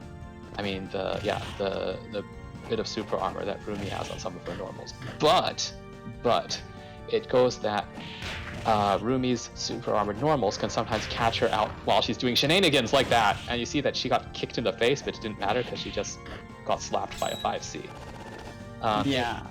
And he tries to spin his way in, gets slapped again. So there you go. Yeah, it seems to me that Sakurako just doesn't want to deal with Mayu. Doppel seems like a character that has to interact a ton more with Mayu in neutral. But Rumi has to just get some 5Cs here and there. Especially if That's right. Mayu is not doing like the proper high damaging combos, so he's trying to win this game by brute force. Basically, he just wants to out damage Jornalista, even if he's not like winning as many interactions right now. Every 5C hits, it's so much damage. Yeah, it's like a mini combo all in itself. Yep. And she can just press it, right, and hope for the best. And Yep. in many cases, it shuts down some of Mayu's like sillier approaches. Oh, there's the DP, trying to get the Shinai back. Just whiffing command grabs in the corner. What a boss. Yeah, that's chat behavior. That's an Knowledge overhead. check. That super punch is an overhead. It also has armor, so And it's super fast, but the main thing is that it's an overhead. yep. It's most definitely a knowledge check. Just 5C'ing so much. Wake up DP, of course. Oh, it doesn't get the kill? There it is. No, he's got it. You usually wanna get the IC before she launches the Shinai. Mainly because you don't lose the Shinai like that, so... And Shinai is very important for Rumi. She's so bad without it. Yeah, she loses all of these big armored normals the moment she loses the Shinai, so especially with the way Sakurako's playing her, it's something that he really doesn't want to give up unless he thinks it's going to be like a round-ending action, or if he's really desperate. Okay, yeah, you see there, Mayu just kept mashing 2A while he was doing an armored normal, and just clipped him a bunch of damage, and then he kept going until he got all the way to when the armor ended. So wacky stuff that happens with Mayu all the time in this matchup. Yeah. I just keep running at him and try to Wow. grab him. What a guy. The silliness of this. By the way, as you can see, this game is very mix-up oriented. And Rumi, without the Shinai, doesn't have proper setups to go into knockdowns, so I think that's the main weakness. Yeah, there it is, just air to air JA, such a good normal. earlier, Mayu did a nice RG when jumping in against the 5C, but then jumped again and got clipped by another 5C. So you can see that Sakurako is very committed to this 5C strategy, and Jornalista is like struggling a little to try to counter it, but is actively trying to counter it. Yep, and there it is. Command Oh grab. no, 2C's right into the armored command grab. Oh, what no. a guy, just try to command grab him again. My goodness. There's throw. Oh, stop! Nice. Stop your Wow. combo! Stop! Yeah, so you see, Ruby's got one command grab that's very slow, but is just fully armored all the way, and that allows her to just go through stuff and then grab the other guy. Yeah, and that's the thing about armor in this game. It lasts for like, it doesn't have like a hit limit like in some other games. It's actually, it's a time limit on the armor. So some moves can just armor like almost indefinitely. Yeah, It's very funny. It's more like Juggernaut Head Crush than it is like Hammerfall. Exactly. Well, he finally manages to 2C and sneak his way through a 5C, but let's see if he dies. Oh, That works the other way, what a guy. yeah, you usually want to do JA, land, 5A, B, C out of that, but you know. Just chucks the Shinai and hopes for the best. Try to mash. Let's see if not Jornalista realizes that the best thing to do right here is to not let Rumi get the Shinai back. Yeah, you can see them like trying to just fight each other over. Oh, breaks the armor, okay. Oh, did Oh he my just God. cross up with JC? What a guy. Yeah. Honestly, JC is not a common air to ground in general. So, Oh, he's making it work. yep, there it is, the command A grab. super slow command grab. Oh my And gosh. this is the follow-up by a ton. Every time he does the timing that's that slow, I think he's going for the bunt. But it turns out he just did it really slowly. Yeah. The other ways to deal with armor, besides having an armor breaking move, is to jump cancel. You basically just avoid the move that comes after the armor, and you can. What I like to do personally is just, and I taught a lot of people to do this too. Is if you hit someone that's doing an armor move, is to jump on RG. So you don't have to deal with a high-low mix-up from the armored move. There it is. No! Failed the knowledge check a second time! No! No! I was saying, that move has armor and it's an overhead. If you don't want to guess on that kind of thing, you can jump RG. Yeah. Yeah, he was so close to turning it around with that, and he just got like... he just got hit by the knowledge check a second time. Yeah. I wouldn't be surprised if the first time it hit him, he just thought, oh, maybe I was pressing a button, or like I didn't block in time, because, you know, after the super flash. So he just tried holding down back again the second time, and he just got hit. Yeah, good stuff for Jornalista, by the way. Yeah, really, lots of like, I really like watching Jornalista like just try to, on the fly, adapt to like a weird situation he's confronted with. Just try to like come up with something and constantly try to adapt to the situation and constantly try new things. I think that's really great. And you can see how some of it resulted in just wild shenanigans, whether it's like flying across the screen to grab the opposite wall and then coming back and crossing up him with a dive kick, just because, I know, it's Mayu, why not? Give it a try, right? That's great to see. And it was also fun to see how Sakurako actually had a strategy for this matchup, which was to just try to like, you know, hard-headedly press the C button against everything and just, you know, don't even try to like play into Mayu's silliness. Just like rebuff her with like these big, strong armored normals. Really nice. That's a very funny strategy, honestly. L5C, as they say on the chat. Anyway, we have another match now. It's Donnie against Gold Experience. Gold Experience we haven't seen in a while now. He told me he wasn't playing because he had some connection issues with some players, which is of course unfortunate because Gold Experience has some really cool setups. And I actually had to go into losers because he couldn't connect apparently, if I recall correctly. So Yeah. that's always unfortunate, but he plays one of the one of my favorite characters in this game, which is Misuzu. Misuzu is so cool, such a cool character. She's also very underplayed. She's usually considered to be like on the weaker end of the tier list, but that doesn't stop her to have like some of the best mix-ups and very cool mechanics, such as poison. She can poison you with her curse mechanic. She can also gain some stocks to get power-up specials. She has Testament type traps. And as you can see, Gold Experience is playing with the Testament core. Yep. If anything, you really wouldn't believe that Misuzu is a weak character when you see her played well. You'd think that this character is actually unfair, but it goes that right now he faces a typical problem, which is I'm getting bullied by the other person's fast normals, which are better than mine. Yes. I think one of the worst things about Misuzu normals is not actually that they're slow or anything, it's that her best normal in footsies is far B, which is excellent. It's such a good normal. However, it's where she splats juice onto the ground. Like, yes, she just throws it onto the ground. But you might get close by. Yes, she has like kind of a Kami super turbo issue on that normal, where there are a ton of ranges where you wanna use the far version, but you get the close version instead, and the close version is so much worse. It's incredibly worse. Well, Gold Experience has managed to reassert himself after, like, you know, a bit of a hairy start. And it looks like, but he's still in trouble. And he might not survive this. Oh no, he does survive it. Yeah, there it is. And Donnie dropping the combo. That combo is actually not easy. You have to buffer the 214-214A on a very small window on the J2C.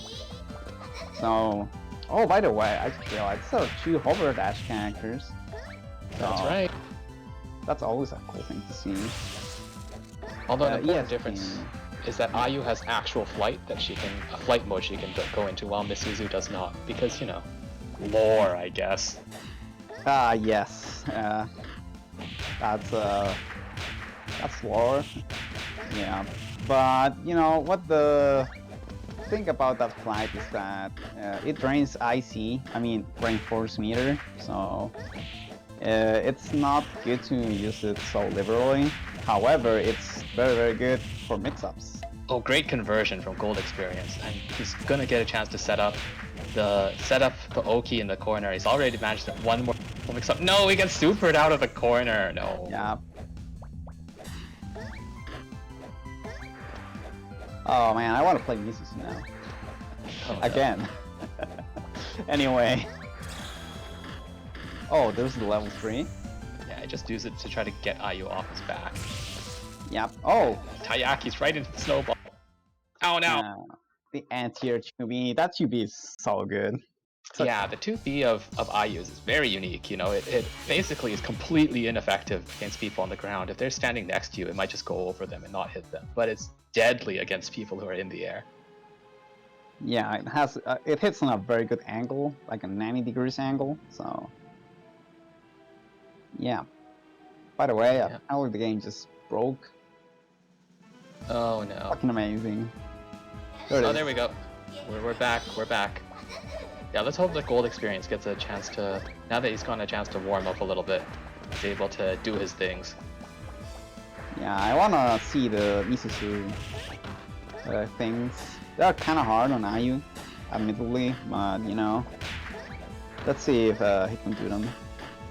Yeah, so far Donnie's done a very good job of challenging Misuzu every time Gold Experience takes her to the air. And that's paid him, and that's really paid off with like some good combo conversions from that, or at the very least just putting her into the corner and not allowing her to get started. Yeah, once again, same deal. Such a good conversion from the anti-air. Not getting the ender again, that ender is very hard. It can be consistent if you practice it enough, but you know, it can be a bit finicky if you're learning the game. However, Donnie is doing a huge work by hit confirming those 2Bs very well. Very well. Anyway, there it is again.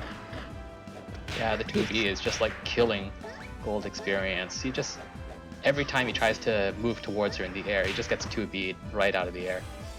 Yeah, wake up super. There it is. Yeah, He needs to figure out something for that, or at the very least, just either change his angles or try to bait it out. Oh, there he goes. Finally, gets in close and is able to do a. Okay, this should be good. Yep. Yeah, there you go. Hover dash rush down. Ayu also runs backwards really fast, as you just saw. Yeah, it's very Her walking backwards is like super fast, Yeah, you has very good walk speed. but mostly backwards. Yeah, it's very funny. Okay, here we go. Anyway, He's got a chance to establish himself. Oh no, he just gets DP'd. Yeah, I really don't like going to super too much with Misuzu. I would rather take the stocks, you know? Because the stocks in the long term do more damage, or like keep your momentum in general, so... While going to supers is just damage. Okay. C, DP. He's Alright. out of the air again into damage. Yeah. Oops, drops the enter. Tries to get another 2B.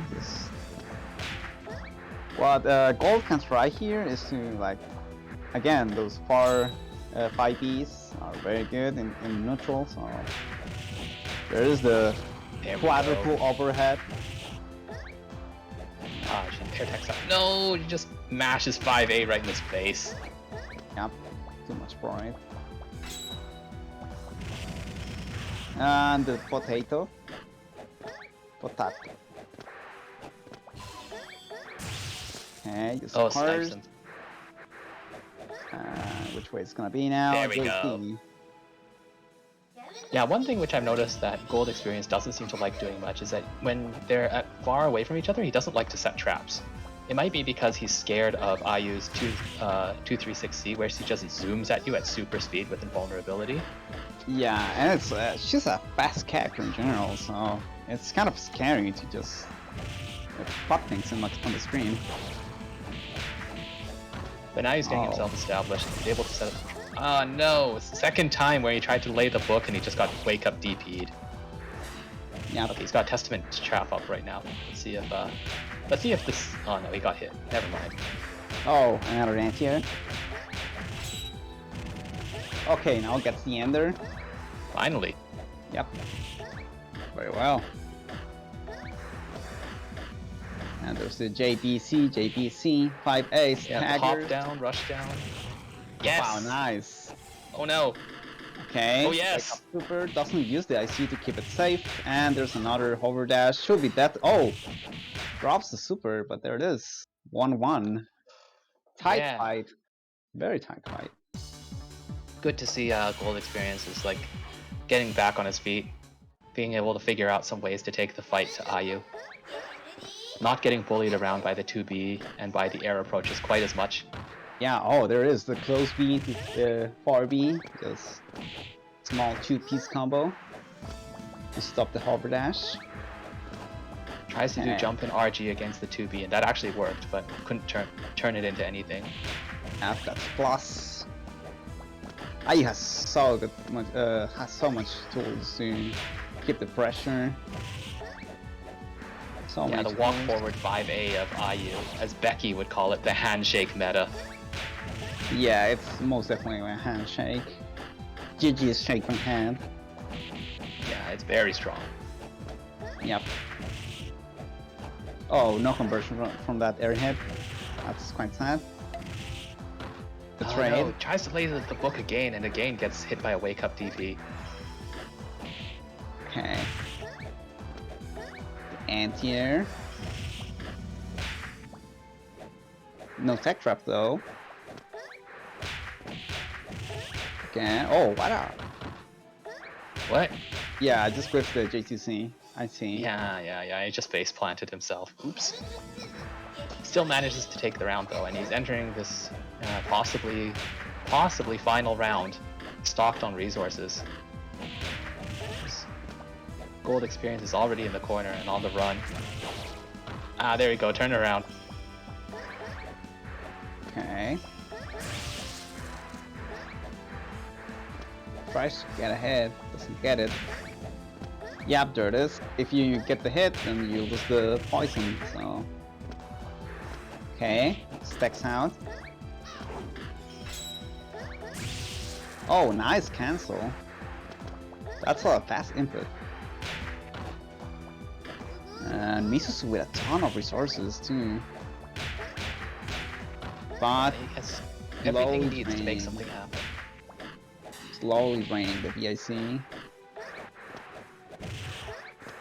And here, there's a potato.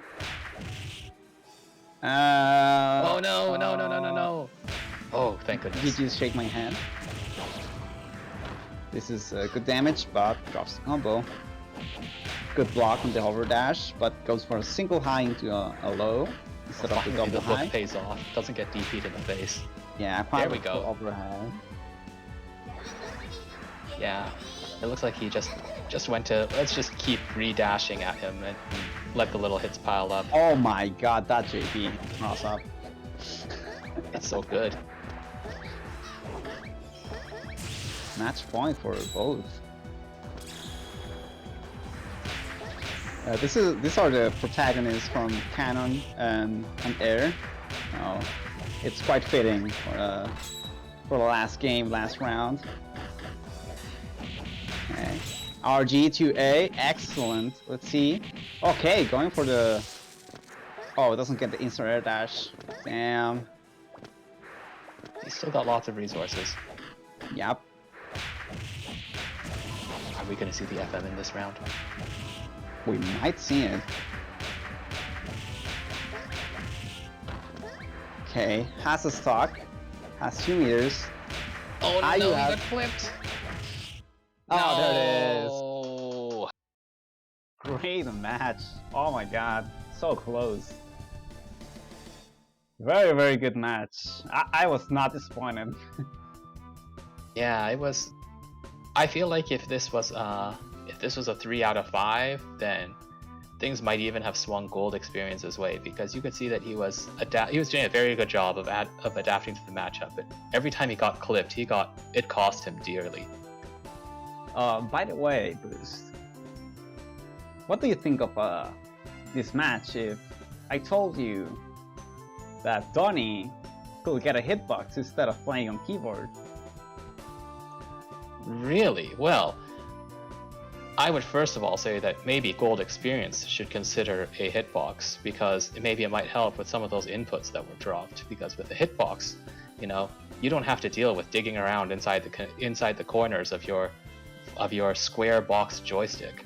On the other hand, if you are Donnie and you're playing on the keyboard, I think that if you used a hitbox, you would be able to take advantage of double and triple tap inputs, which would allow you to have more consistent inputs of those supers that he always dropped at the end of his air combos. Exactly.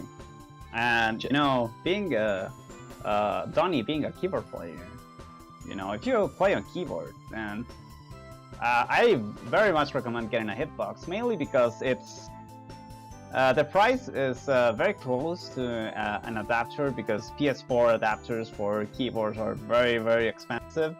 So you might as well get a controller that's made for playing fighting games, and you can connect them to your PS4 and your PC.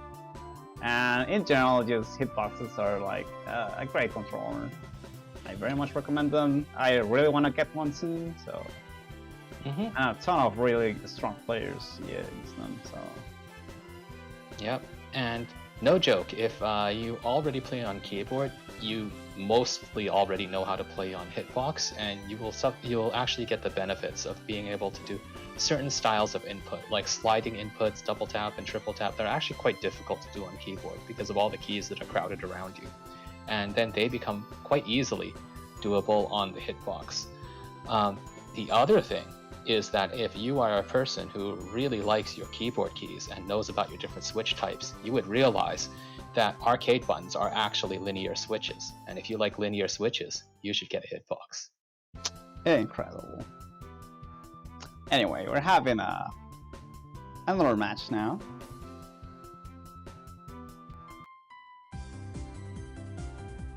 Joaking versus Lusvik. Apparently. This is winners finals.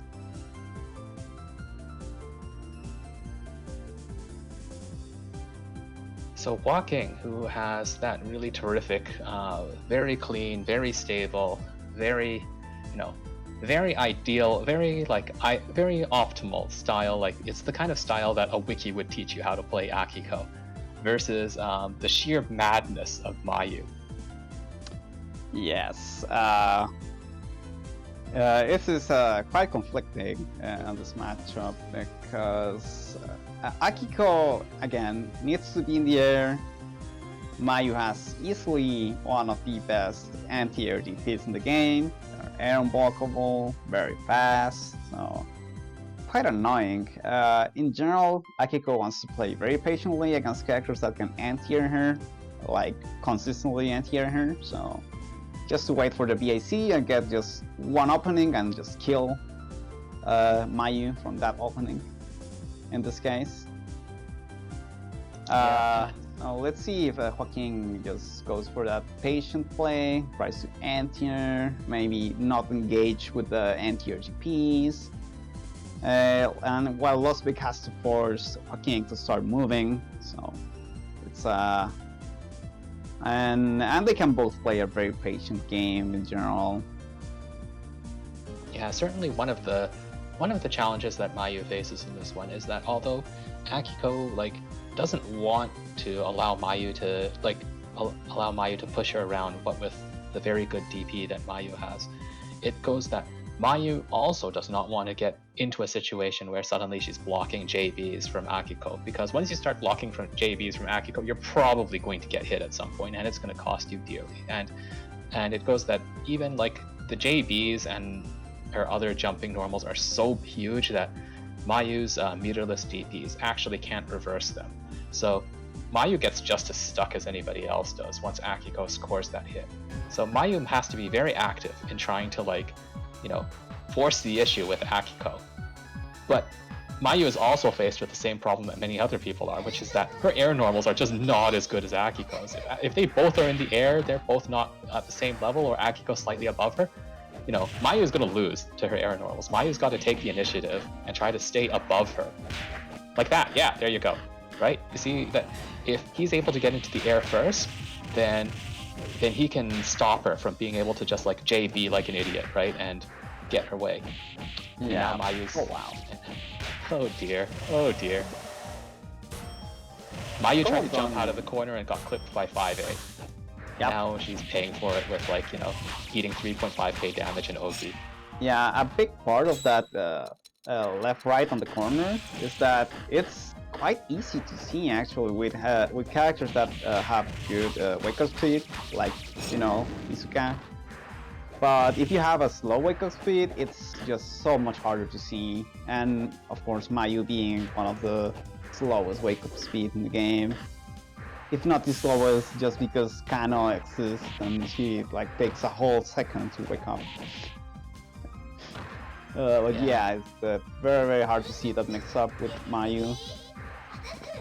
One big advantage which one nice advantage which Mayu has in this matchup is that Akiko is number 1 or number 2 tallest character in the game. So Mayu's offense, where she does low jumps with change jump normals, very strong against her. I want to see if Lusvik can bring that to bear against Joaking.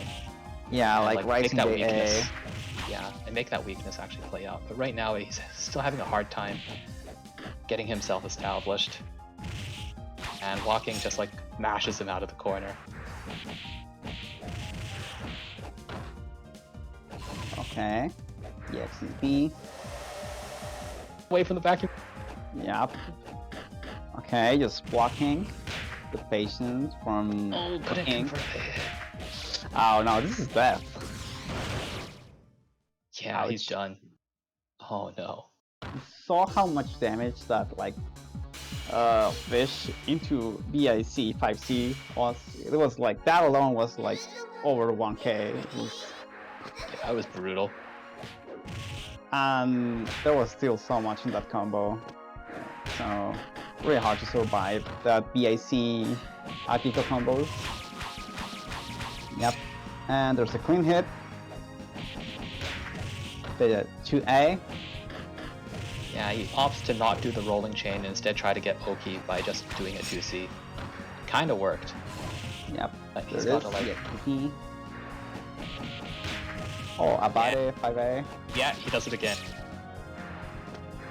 Yeah, that TP is very slow, but and so some people might have trouble like meeting it. But yeah, that it being slow is generally a weakness, of course, and especially with Mayu, because her 2A has 1 frame of recovery. That's not a typo, it's literally 1 frame of recovery. On the wiki, you can go check it out. Wait, he dropped the combo. Yeah, you can get midis that beat reversals against Akiko. They are very easy. In general, you can do them against any character, but against Akiko, they are especially easy. They're And both this- stocked with resources right now. Yeah, it's just full level 3 and BIC. This is death. Oh man, it's not death.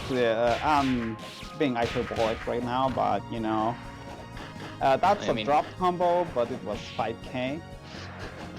Yeah. Like, a drop combo is still literally half his life. Yep.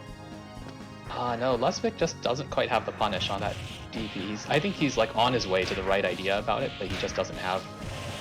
He isn't able to make Joaking pay for it right now. Yep, and which way? Tries to get that 4-5B. Being one of the main Akiko anti-airs. There it is. Just, oh! Another chance to live. Yeah, he won't be put into the trash. Mash this way. Oh, come on. Come on, Liv. No! Yep, just not getting him. Yeah, it's a hard life. Alright, Lusvik, he's still got this last game to try to, like, turn it around. Yep.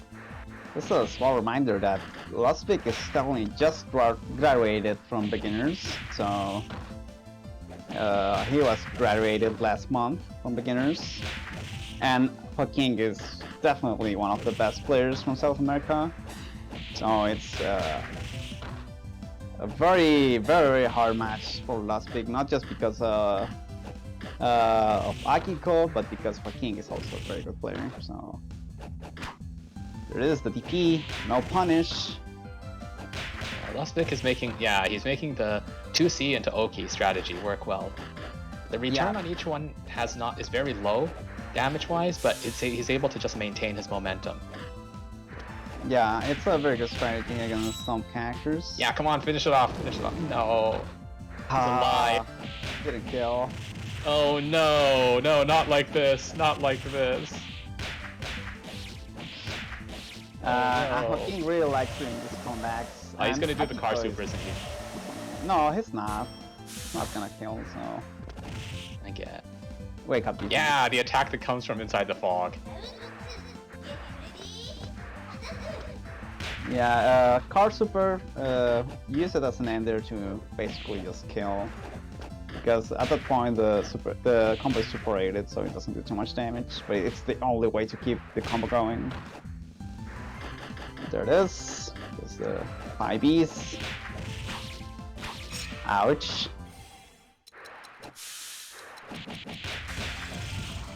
Okay. Oh my god. Lack is suffering. And such is this combo. And yeah, time Basically stop maybe? 5K. Nope. Oh wow, got a good block. Yeah, just flying traps with the 2P, and there it is. This is round. Nope. Drops the combo, and there it is. I think that Lusvik does have a good read on when Joaking is trying to go for a throw, and he successfully mashed his way out of the throw like twice now. So I think that's a good sign. Yep. Could be a comeback. But Joaking is fully stocked. Oh my god. Sometimes Mayu wackiness doesn't play in her favor. Such a cool character in that sense. She's very unpredictable. Anyway. Explosively stocked for right now. Yep. Come on! Oh, not use me the VIC. And Joaking, on the other hand, just going for level 2 time stop, empty low. Not much damage here, but it's good enough to make it a one-hit game, I think. Let's see if Lusvik has the FM for this. Nope, just doesn't care. Just jumps out of the corner. I don't want to block. And... oh, wow, that should be whipped. There's the L2A JC and 5A. This should be death. Ooh. Brutal. Yeah, Wow. Great effort from Lusvik there. I think that he only is a few answers to a few questions away from like really taking it to Juaking. But again, very cleanly played by Juaking. Everything that we expect from him, he's basically been showing. So good job to him too. Yeah. By the way, there are still 7 codes on the match arena if you want to claim them. Go ahead, there they are. Please do so. Please help us with money, we're poor. But you know what would help with money is that if you bought some hitboxes with hitboxarcade.com/Vortex Gallery, because then you would be winning these tournaments that are being hosted right now. You know that the White Land could actually buy how many hitboxes? 4 hitboxes just with the prize money of the last tournament. Absolutely disgusting. How could anyone just hand someone that much money? Yeah. Anyway, the next match is gonna be... oh, that's quite funny because I did that from the match arena, and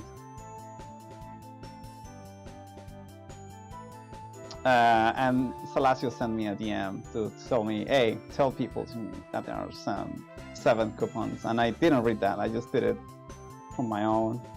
Anyway, I'm breaking the magic. Nice. Yeah, we have Canceris against Donnie. The Neto players meeting in EFC top 8, technically top 6 here. So which Whoever region wins, are both of these from?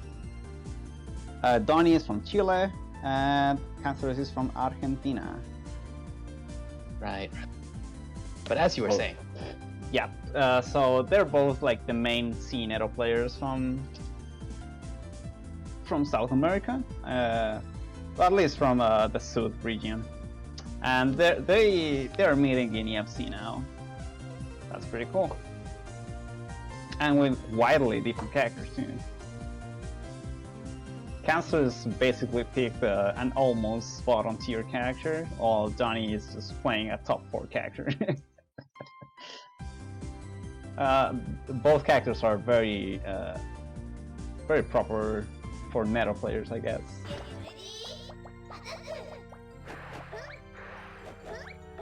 Anyway,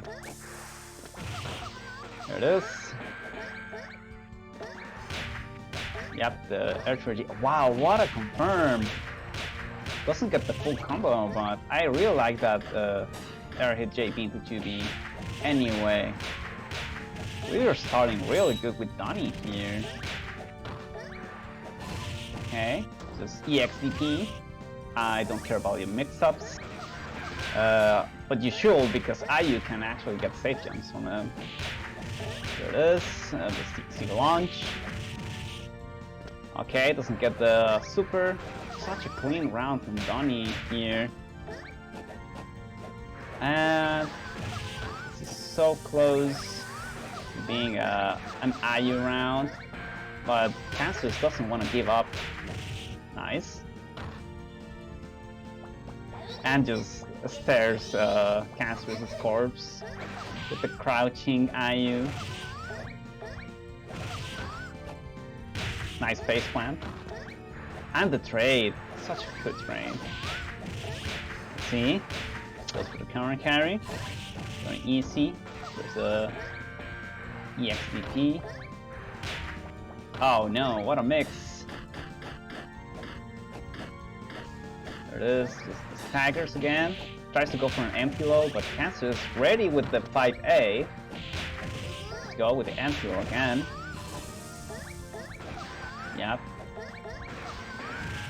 And the gun. Wow, what a cross up. And actually the mouse trap. Okay, blocks low. Good.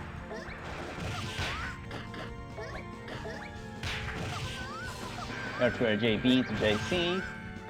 Another JC. Cancer is looking much better this round. Just trying to play neutral. Hey, play neutral with me. I don't want to deal with your mix-ups.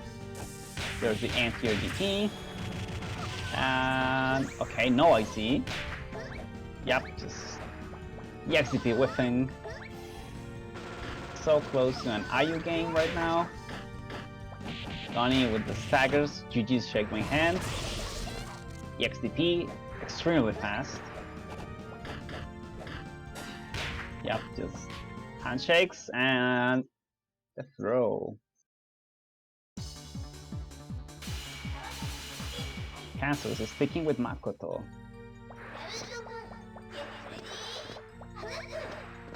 Get ready, attack. There it is, just starting with a trade. Very animatic. And yep, the JB, which way, same side, cross up. That's very hard to see. Left, right, which can go into a low tune at any point. By going with an on-flight, very hard to see mixed up. Anyway, which way? Okay, just blocks the DP, blocks, doesn't get punished. There's the JB, doesn't get the 6C, so Canceris gets another chance at life, and the anti-air again. This will be death, right? Yep. Yeah, you can see that Makoto is really struggling once Ayu gets close to her, because Ayu's got that big 5A and the big 5B, like the big standing wing attack, and Makoto really can't challenge those normals. So she just has to kind of patiently wait and then hope that she can try to jump her way out or something like that, or guess a DP and try to get out. Yep, and there it is. Another tick throw. Yeah, gets in with the JB, 6B, but gets RG to A. The overhead tries to get a nifty sequence there. Pretty cool from Canceris. The XDP again, but gets punished. And oh. A what? Yeah, that was a drop combo. So Canceris tried to attack, and we got that weird launch in the JB. There it is. Again, attacking out of the combos. What are the odds of a meat bun FM right now? They're pretty low because I don't think Canceris knows the input. No. Okay, throw. Oh, just run up and throw, what a guy. Yep. Yep, that's low. Won't deal with that. That's a little cheeky. Yeah, most definitely. And there's the 5A meaty. Yeah, that was a bit of a gamble there. Yep, very, very strong showing from Donnie. He started getting the 214, 214A combos, which is, of course, not easy. Very good, very strong. And we're going for our semifinals after we shield the match arena, please. There are still 5 codes left. You can bring it up to a clean $80 right now. Yep, $80 seems like a good amount of money for this tournament. Of course, if you want to drop some things, some bucks on the marketplace, that's always welcome too.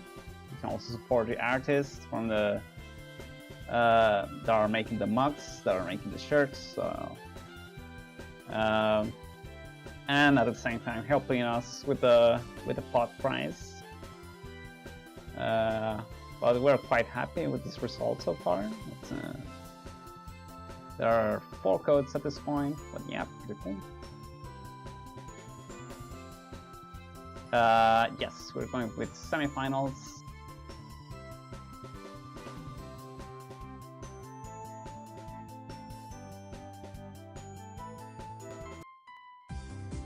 Okay, nice.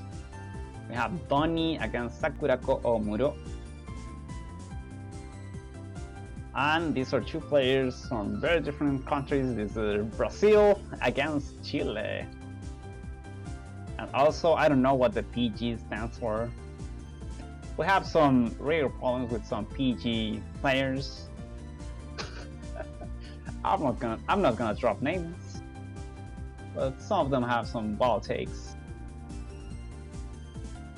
It means power golfer. I'm glad that it means power golfer. Yeah, AnotherNoob Masters, it's such a cool game too. And it makes sense. If you play Rumi, then it makes sense that you want to play AnotherNoob Masters too. We're going straight into the match now. I wonder if Sakurako is going to go with a similar approach of just press 5C and not deal with the problem. Yeah. Let's see if Donnie actually knows the answer. Because as I said, Donnie is technically kind of a new player, so some of these knowledge checks can get him. Even if he already has a good basis on like general neutral and stuff, as you can see, and has decently good execution to get the IU combos and mix-ups. There are other barriers in this game besides that. You actually have to learn a ton of matchup-specific intricacies, especially against Rumi. How to deal with armor is like one of the frequently asked questions I see. Yeah, but one of the kind of interesting things is that when Rumi doesn't have an IC, unless she like managed to anti-air you with like one of her faster normals, she really doesn't. Like the total amount of damage she deals to you is quite narrowly bounded, so you actually have quite a few chances to try to figure it out mid-match, which is a little bit different from maybe some other anime games where it's kind of like, this is a knowledge check, and if you fail it, you take like 40%. Huh. Like, even if you're just getting slapped by 5 Cs, you can get slapped by like 10 of them before you die. Yeah, that's very true. And you might get around over here and there, so it might be more than 10 Cs. Yeah, it might be a bunch, but you know, like, you actually have a fair number of chances, especially if, because some of the things that Rumi does also might result in almost no return. Like, say for instance, she's got her command grab where she tosses you into the air and then tries to do a baseball bat swing on you.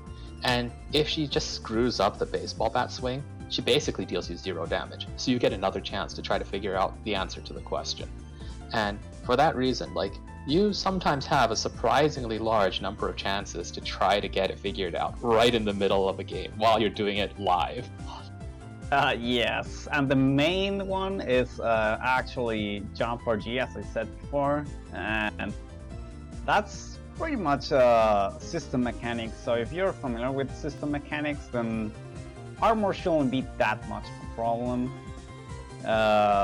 Even if you don't know, like, hey, which one of my moves actually break armor and stuff, there's also the universal answer to, hey, I don't know how to deal with this move, I'll just try to jump on RG. It's a good option to default into if you don't know how to deal with a X move, with any move in general. Jump RG will just beat it most of the time. And it works both offensively and defensively, because if you're trying to get in on her, you can try to jump in an RG on your way in, and that will be able to give you a defensive option against ground normals, because you can't normally air block a ground normal. On the other hand, if you're the one who's on the ground and you're trying to get away from her, if you jump and if you basically try to chicken block with an RG, it's not like quite as strong as you think it might be, because there's some limits on how early an RG can be when you jump, but it's still quite strong. And it'll still and if you guess that, it will still certainly get you away from a command grab if that's what Rumi picked. Yes, that's most definitely true. And from the other side, I don't think Sakurako has played against any IU at this point, because we don't have any IU in the server besides Donnie. And White Land, of course, but White Land, you know, is not technically a South America player, but he can play with us, so.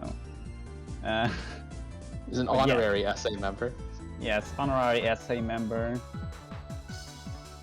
The other day I played with White Land and we had very low ping, honestly. It was kind of weird. They recently added another transatlantic optic fiber cable wire, so apparently now Chile has better connection with most North American regions. That includes some countries from the Central America. So are you telling me that everyone in Chile can play with Yona now? That might be a thing, honestly. Impressive. Yeah. And here I was about to think that Whiteland just paid for a new connection directly to Chile with his Vortex Gallery winnings. I actually pay for a direct connection to Japan with a VPN. I actually do that. I'm not even joking. A lot of things are possible when you're able to win tournaments with the power of a hitbox. Exactly. I swear I play on hitbox, dude. Alright, but we're about to get started, so they're picking their characters and picking their palettes. Well, let's see who has all the answers this time.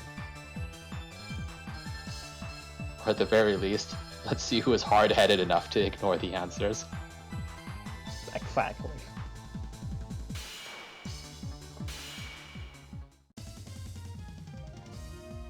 Okay, so we're seeing Doppel instead of Ayu.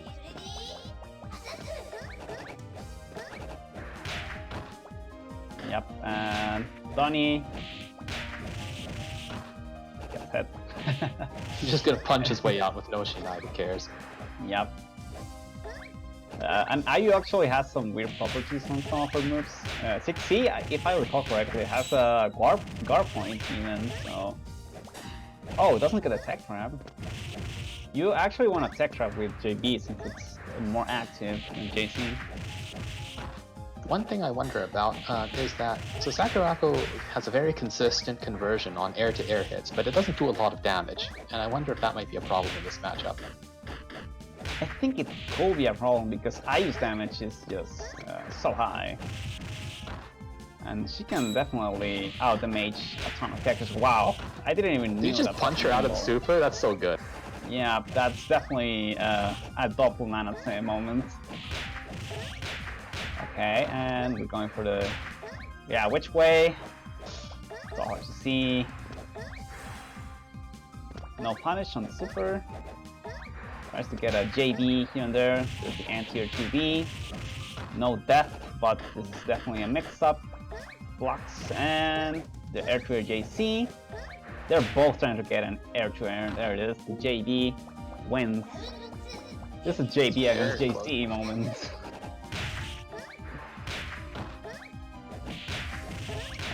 Okay.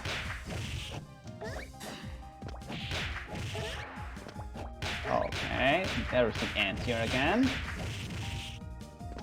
Okay, fails the 214-214A combo, but gets a good damage anyway. Okay, ending through 6C just to get that power knockdown. No Blue IC use, which is fair because I don't think that Sakurako could have gotten a better punish. Okay, there's the 662C. Starts the Doppel game. Good RG. I thought that was gonna go into cross-up, but it went same side, and Donnie actually got the RG. You can see that Ayu's cursed hurt box cost Sakurako on a couple of those air combos when he would try to go for a JC to knock her down, and it just hits nothing. Yep. Alright, and he switches back to Shinai Rumi. Yep. This is the one that we were talking about the most. Knowledge check heavy. Okay. Yeah, good with punish on the 5C. Getting around the Rumi normals is actually not easy. It requires quite a bit of experience. There's the RG on the DP. There we 5C go. on your face. 6C. Wow. Oh, courageous. That's very nice. Yeah, another anti-air. And another whiff punish from Donnie. Donnie with the whiff punish is so amazing. Yeah, and Rumi can't get too much out of 4 hits on 2A, just more 2As. Yeah, oh, another whiff punish. Oh my god, it's so hard to whiff punish this character with armor and all of that. So Donnie's doing an amazing job. Yeah, And just there it is. the sneak. There's a slight dead zone in front of Rumi in that big 5C, I think, and I think that she's falling right into it, and that's like letting her get it. Yeah, and Donnie, really amazing work here, just playing fundamentals and system mechanics and getting the conversions, just solid EFC play, and very close to winning this against Sakurako, which is a much higher seed, by the way.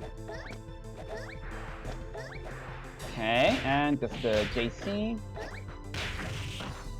Okay, 5C, slapped. armor, and which one is gonna win? Wow! What the fuck?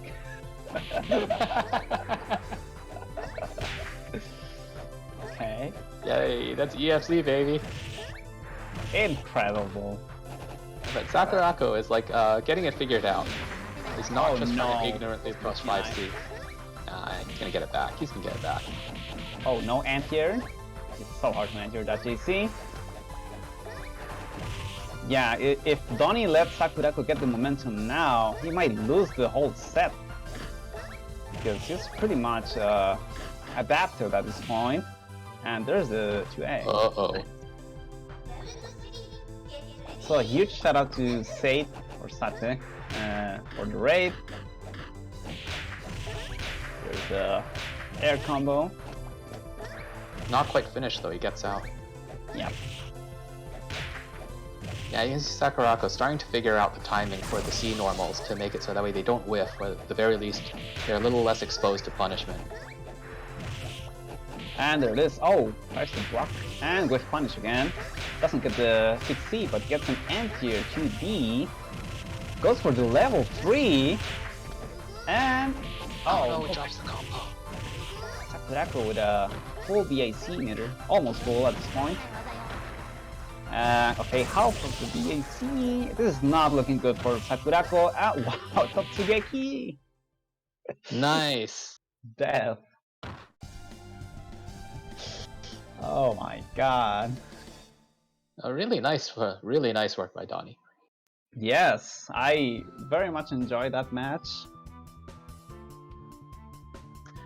Yes. Yeah, quite a lot of courageous plays from both of them too. Just like, well, let's just go for it and see what happens. And like the results are often like pretty remarkable. Yes. We have losers finals now. It's Donnie against Lusvik. This was actually a round 1 match, but they decided to not play it because they didn't want to play on that delay. However, I think they're gonna play it now. Oh boy. I bet they're gonna play it now. Nice, the match arena's just pinged up by another 20 cents. There's only 1 code left. 0 codes left, you mean? What? Who has the Yes. honor of claiming the last one? It's, of course, one of the ADK crew, Takato Gurenai. ADK, long live ADK. That's all I can say. Nice. ADK, ADK. Is this aggressors? Is there like aggressors of dark combat going on in here? That's actually a good name. Nobody knows what ADK means. Only they know. And I bet that some of them don't even know. They just have it on their tag.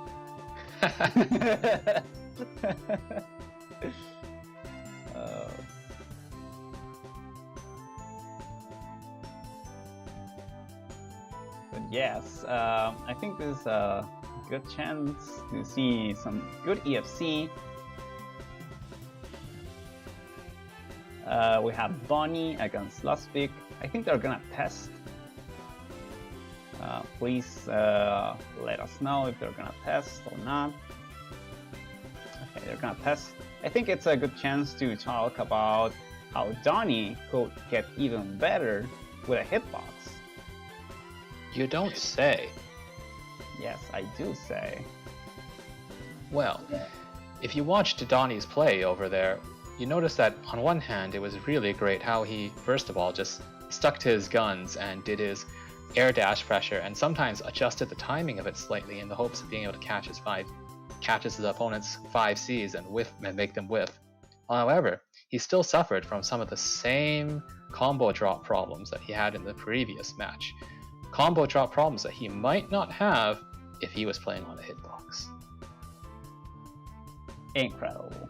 But yes, tons of good players playing on hitbox. Actually, Lusvik plays on hitbox, so you already know. Plays on hitbox, really?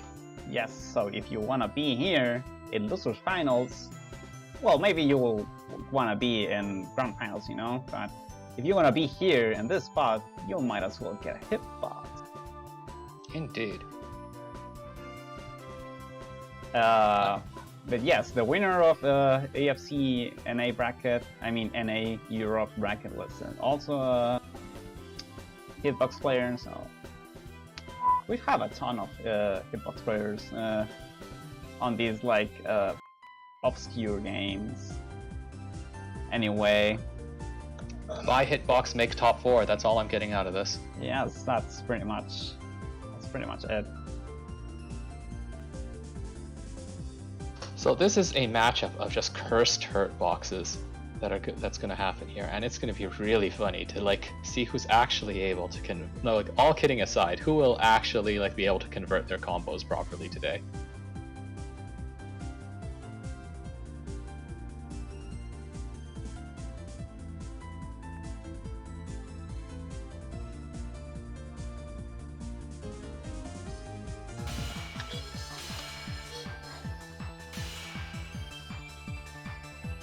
Alright, so it looks like we're about to get started.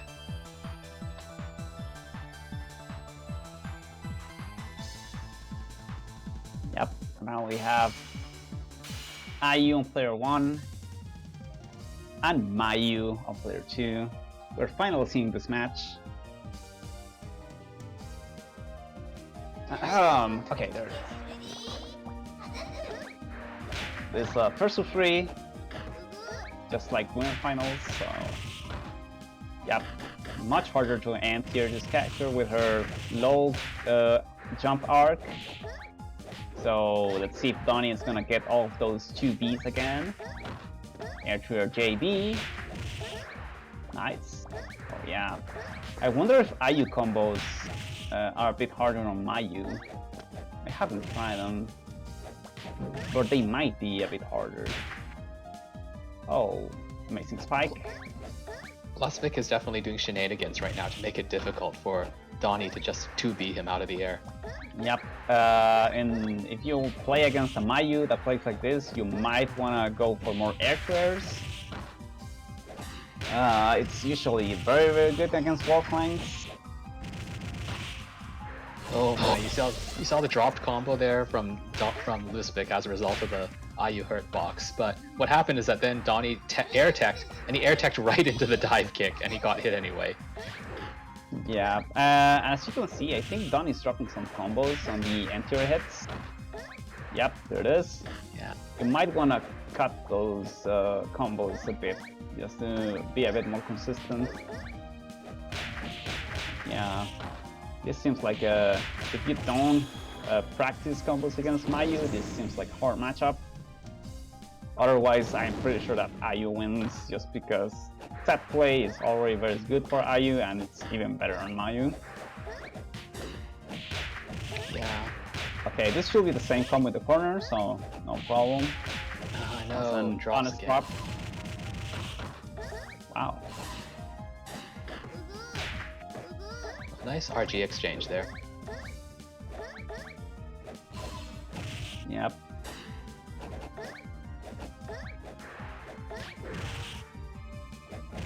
Okay, just goes for the JCs, the JDs of the big normals. Oh no, it whiffed! Oh my god. Yep, the weird wake up timing. Always a problem with beginners, and wow. Oh my god. Yeah, I think Lusvik is really big on just ending a combo with 2C, not getting the extra 1,000 or so damage that he could get, and instead just getting Oki with it. And he's willing to just keep getting that in order to like keep the opponent knocked down, keep the momentum on his side.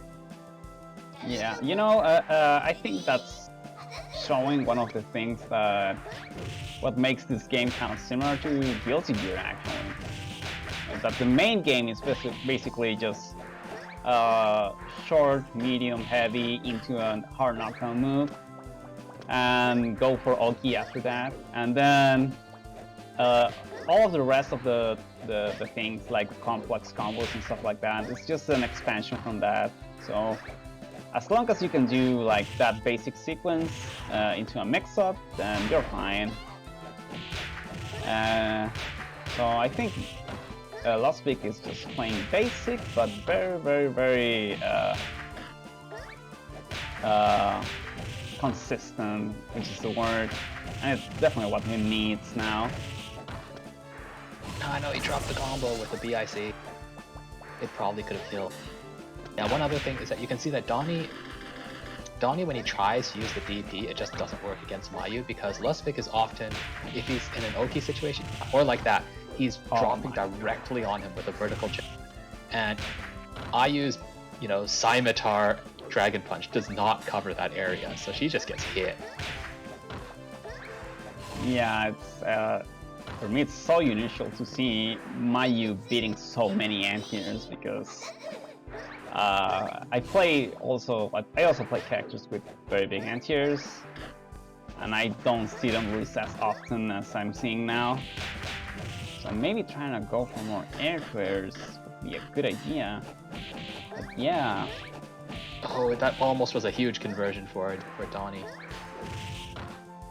Okay. The EXDP, very fast.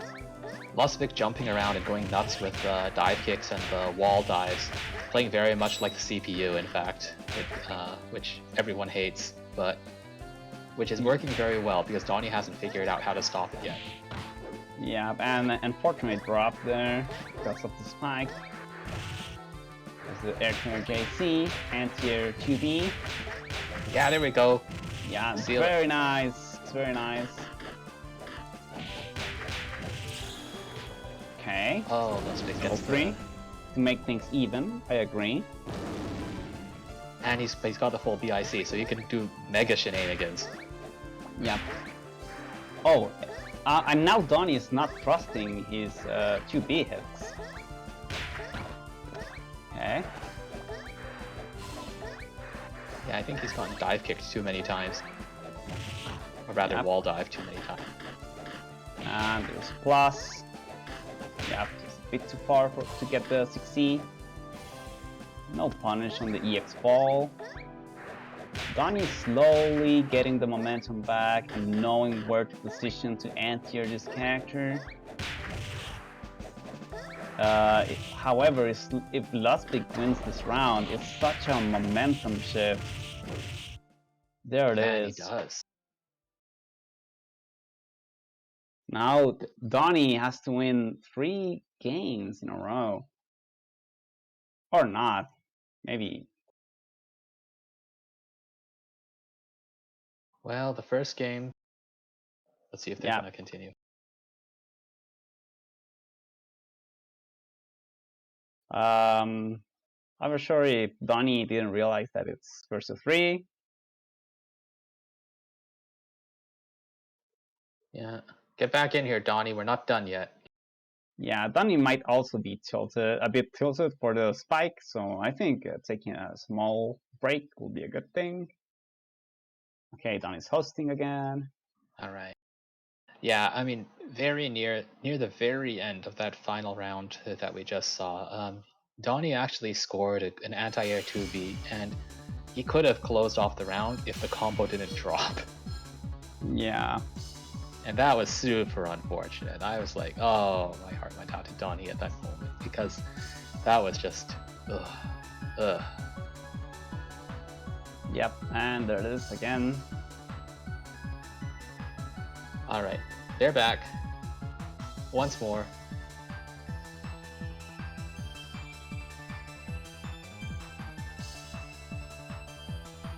Shake off the salt. Yep, you just gotta shake it off and play some good old EFC. Donnie was adapting at the end of that round, so he might get... it's not impossible to get 3 games in a row at this point.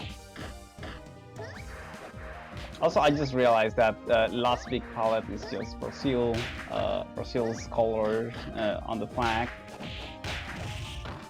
Nice. Yep. Oh, there we go. There's an EXVP. And there's an EXVP the other way. Yeah, and gets a 2A, which way? Same side, gets an RG, another RG, and gets a JA. Not your turn, not yet at least. Tries to tech, desperate tech, not error blockable. A trade. Not a bad trade, but not ideal. There's the cross of JB. Yeah, very clear, same side. Okay.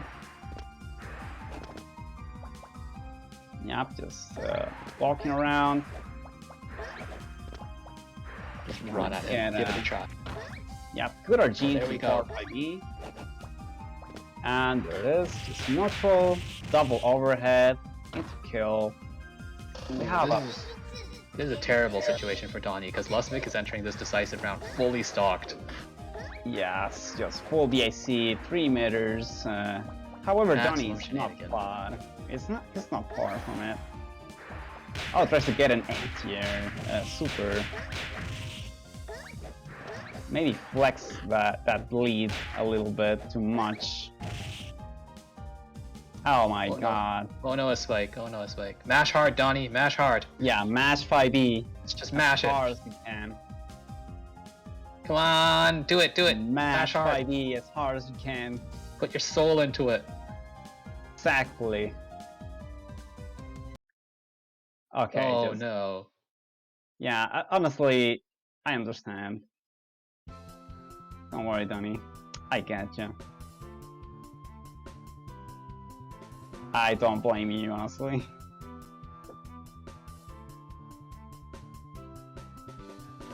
That's unfortunate. I think it That's not a rage quit. That was actually a crash.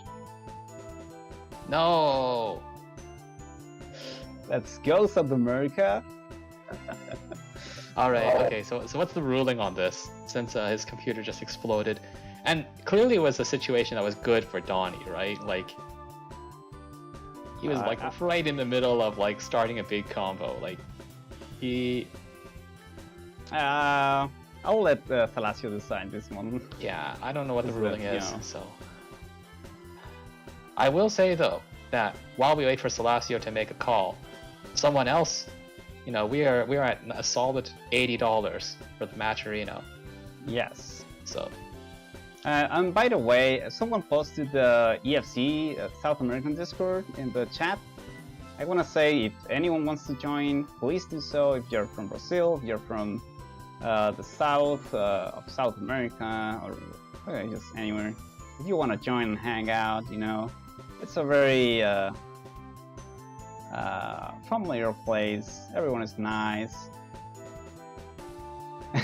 Yes.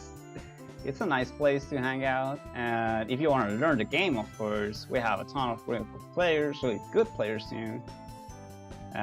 Well, Joaking is in a winner side. On Grind Finals, there's me, and I think I'm okay at this game. There are also like the really good North American and European players in our Discord if you want to ask them questions and stuff like that. And we do casuals every Saturday.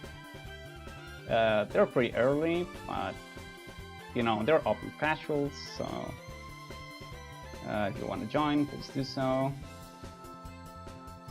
I'll see if I make another beginners tournament. Beginners tournaments are always fun. Is this tournament already over? No, it's not over. We're on losers finals right now. There's still one match left, I think. Yeah, we just had a little bit of technical difficulties in the middle of losers finals, so they've got one game left. They've got a game that they need to get playing. Because one of the players' computers crashed right in the middle of the game, so we're gonna play it out. Here we go again.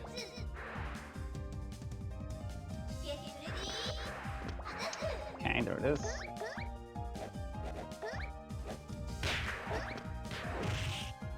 Yep, this edgewater walkings.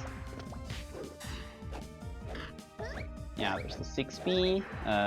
Lusvik just abusing that really good walk speed from Mayu to position really fastly, really quickly. Okay. Which way? Just EXDP to make it whiff. Oh, and no. Oh no, not we again. have another crash here. Nope. Nope, it's not. Spike. Hang on. Yep. 4-5E. Yeah, that's very easy to see the side. Oh my god. 2A, which way? Having none of it. Exactly. Oh, he whiffed the 5A against. Yeah, it's so weird to meaty Mayu if you're not used to it. And oh, that could be it. F. Yeah, I think it's the. Yeah, there it is. Very game effort by Donnie. Tried very hard, and I think that he did about all that he could do in that match. You know, and even though the final score read 3-0, I think that Donnie's efforts are unfortunately not reflected in that 3-0. But you know, that was a good game. Yeah, those were games, definitely. Those were indeed games, that's how Asio said. yeah, there's Mayu is definitely going to be some shenanigans. There's going to be some wacky stuff happening. Wacky drops, wacky whiffs, wacky this, wacky everything. Yes, and we're on grand finals now. Joaquin on winner side, and Lusvik on loser side. Joaquin won 3-0. It was super solid from his end. However, Lusvik can maybe make an adjustment now.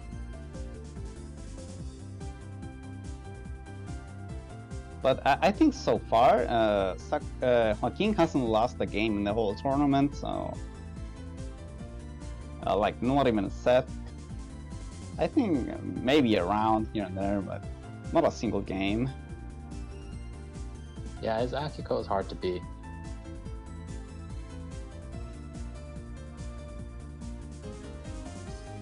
I think that one of the major challenges that Lusvik will have to overcome in this match is the fact that Joaking's got gigantic combo damage, and Lusvik kind of does not. Like, you know, in his playstyle, he prefers to have like smaller combos that lead to Oki, or like when he does a large combo, it's really quite rare. Like sometimes he'll get like a solid level 3 wake up super or an anti-air super.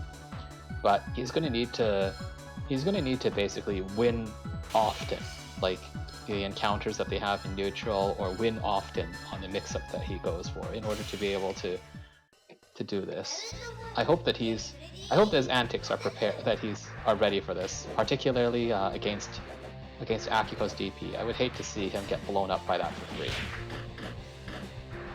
Yep, and there it is. Grand finals. Joaquin already starting with a small lead. However, Lusvik with a Also pretty decent situation. However, Joaking just turning the tides around. There's the EXDP, gets punished into clean hit. Level 1 super for the ulti Seme. Okatsumi. Oh, first go for a throw, doesn't work. Command grab. Go. Run at him. Yep, and go to the low. Which way it's gonna be now? No way, because I'm gonna wake up DP. Oh wow, Walking crossed himself up.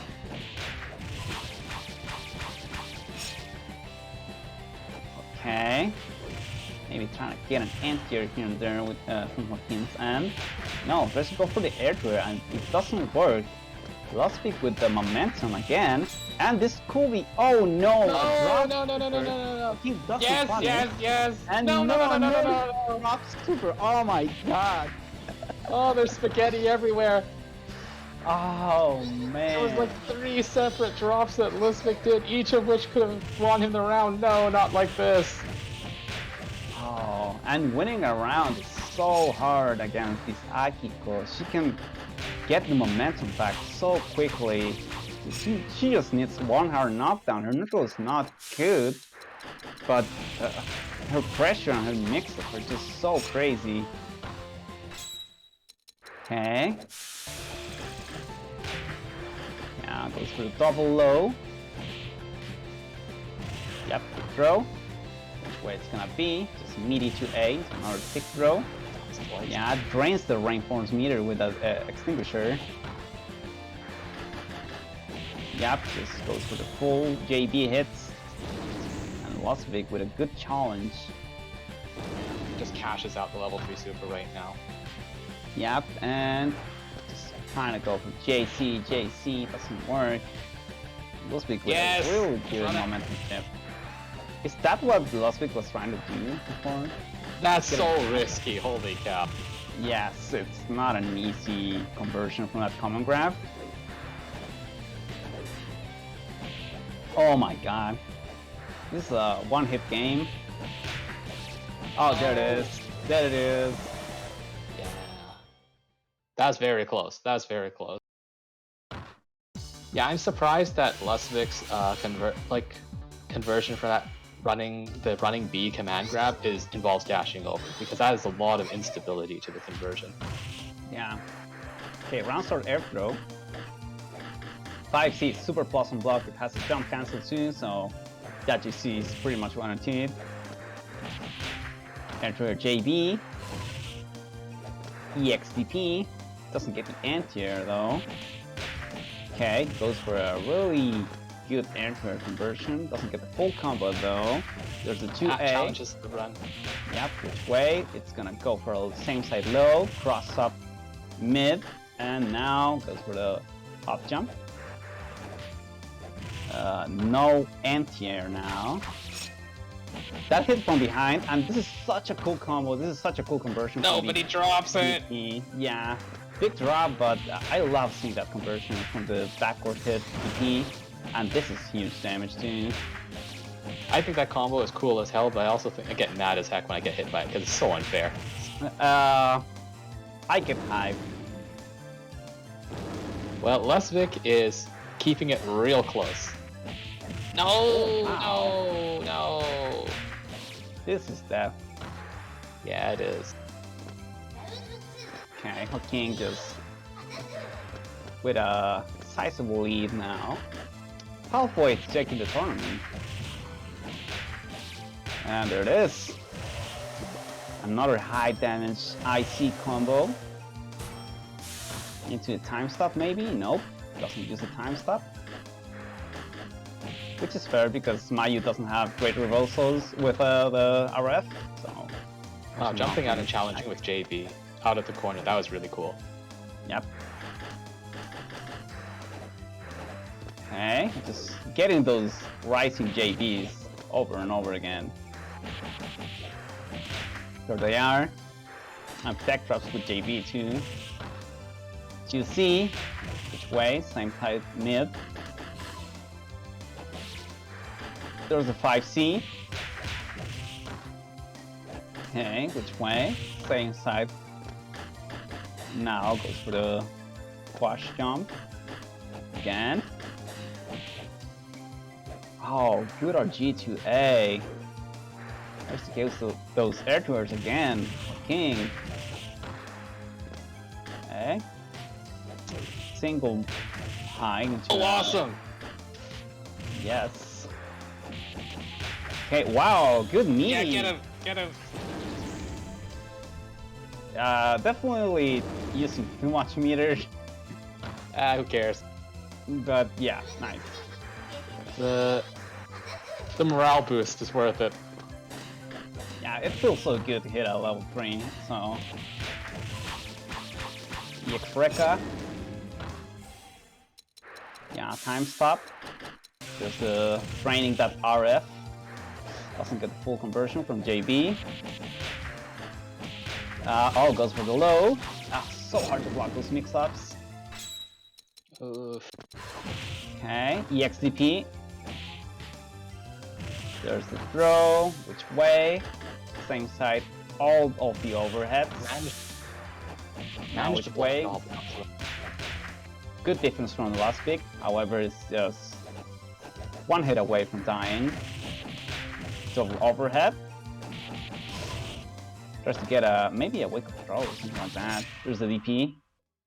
Ugh.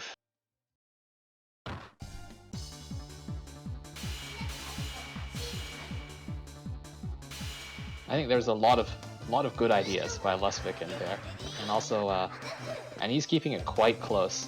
It's just that, man, he gets exploded sometimes.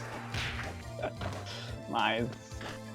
Anyway, here they are. Okay, EX ball, 5A, 4-5B. That 4-5B is very big, but it's one of the few ground normals that are actually air blockable. So that's kind of a nerf to her anti-air game. Okay, 5C punish. Oh my god, that was huge. Thankfully, it didn't turn into anything else for Lusvik. Yes, and Lusvik now in a tight spot. There's the JB grab. Again, using the command grab to get some corner carry, I guess. Very eclectic play by Lusvik. Yep, and wow, tries to bait maybe a reversal king. Oh, the 6B whiffing, not getting punished. There's a good neutral jump from Lusvik. Again, another good neutral jump, but King blocks in time. And wow, Walkling. Wow, what a guy! That was definitely Farofa, as the Brazilian players call it. And the BAC conversion. This is death. Yeah. Oof. King again, so solid. Lusvik has all these crazy ideas for like how to get out of places, and they really pay off actually. But oh my god. oh no! Smash is super.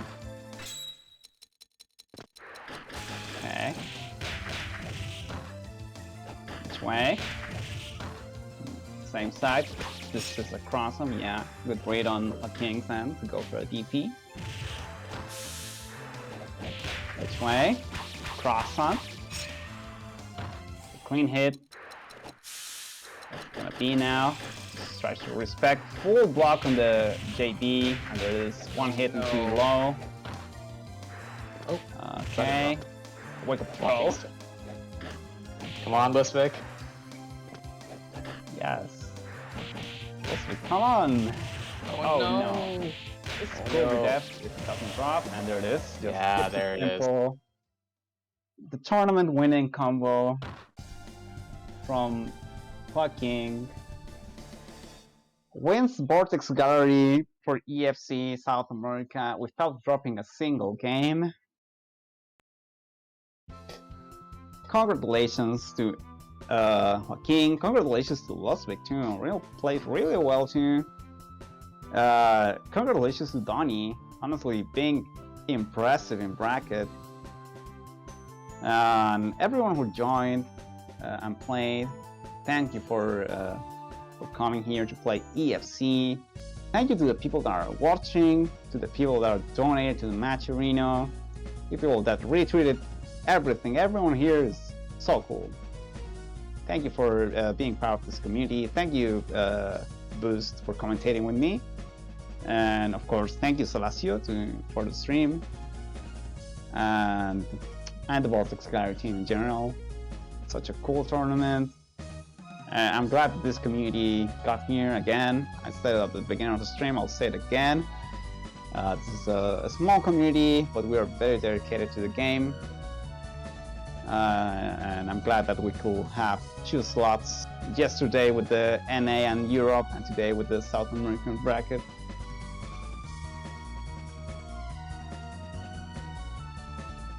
Yeah, really fantastic showing by everybody.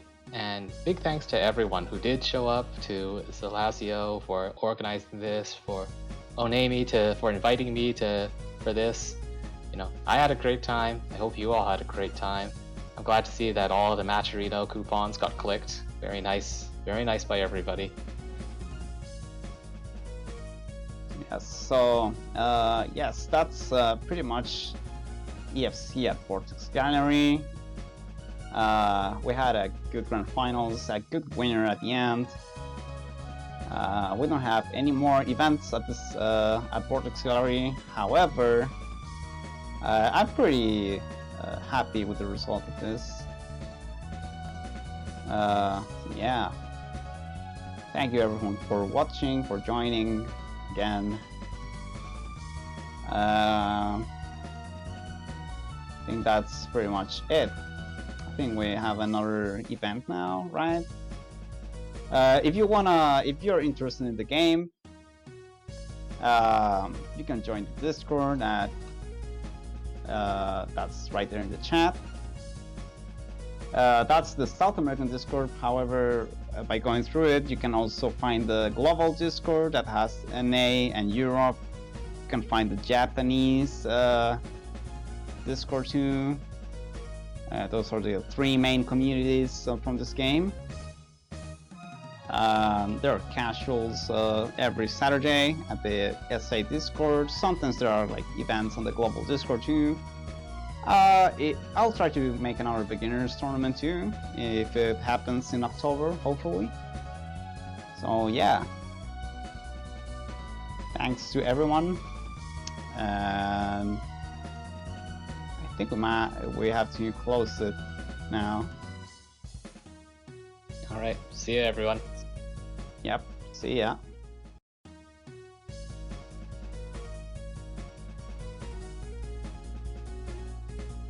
Okay, so we have to fill some time apparently. So We have to fill some time. Well, exactly. you know what would fill some time? Playing with my hitbox, of course. Absolutely. I don't think anything could possibly fill time better than, going into the Discord, getting yourself EFC, and then playing with your brand new hitbox, so that you too can make top 4 in SA in EFC. Exactly. Lusvik, the famous hitbox player, got second at our bracket, and Whiteland got first on the NA and Europe bracket. So there you go. Two results finals. Why hitbox make grand finals? Exactly. Get better at EFC by buying a hitbox. You can go directly from winning a beginners tournament to making grand finals in the SA tournament. Unbelievable. Exactly. Alright. Last year's winner, Fighter Chile, also playing the hitbox. That's very much right. Oh, wow. Let's ignore the fact that Fighter Chile didn't play yesterday. But yeah, he plays on hitbox. Very good controller. I still... Okay. Okay, we're gonna say bye now. Bye-bye. Alright, bye for real.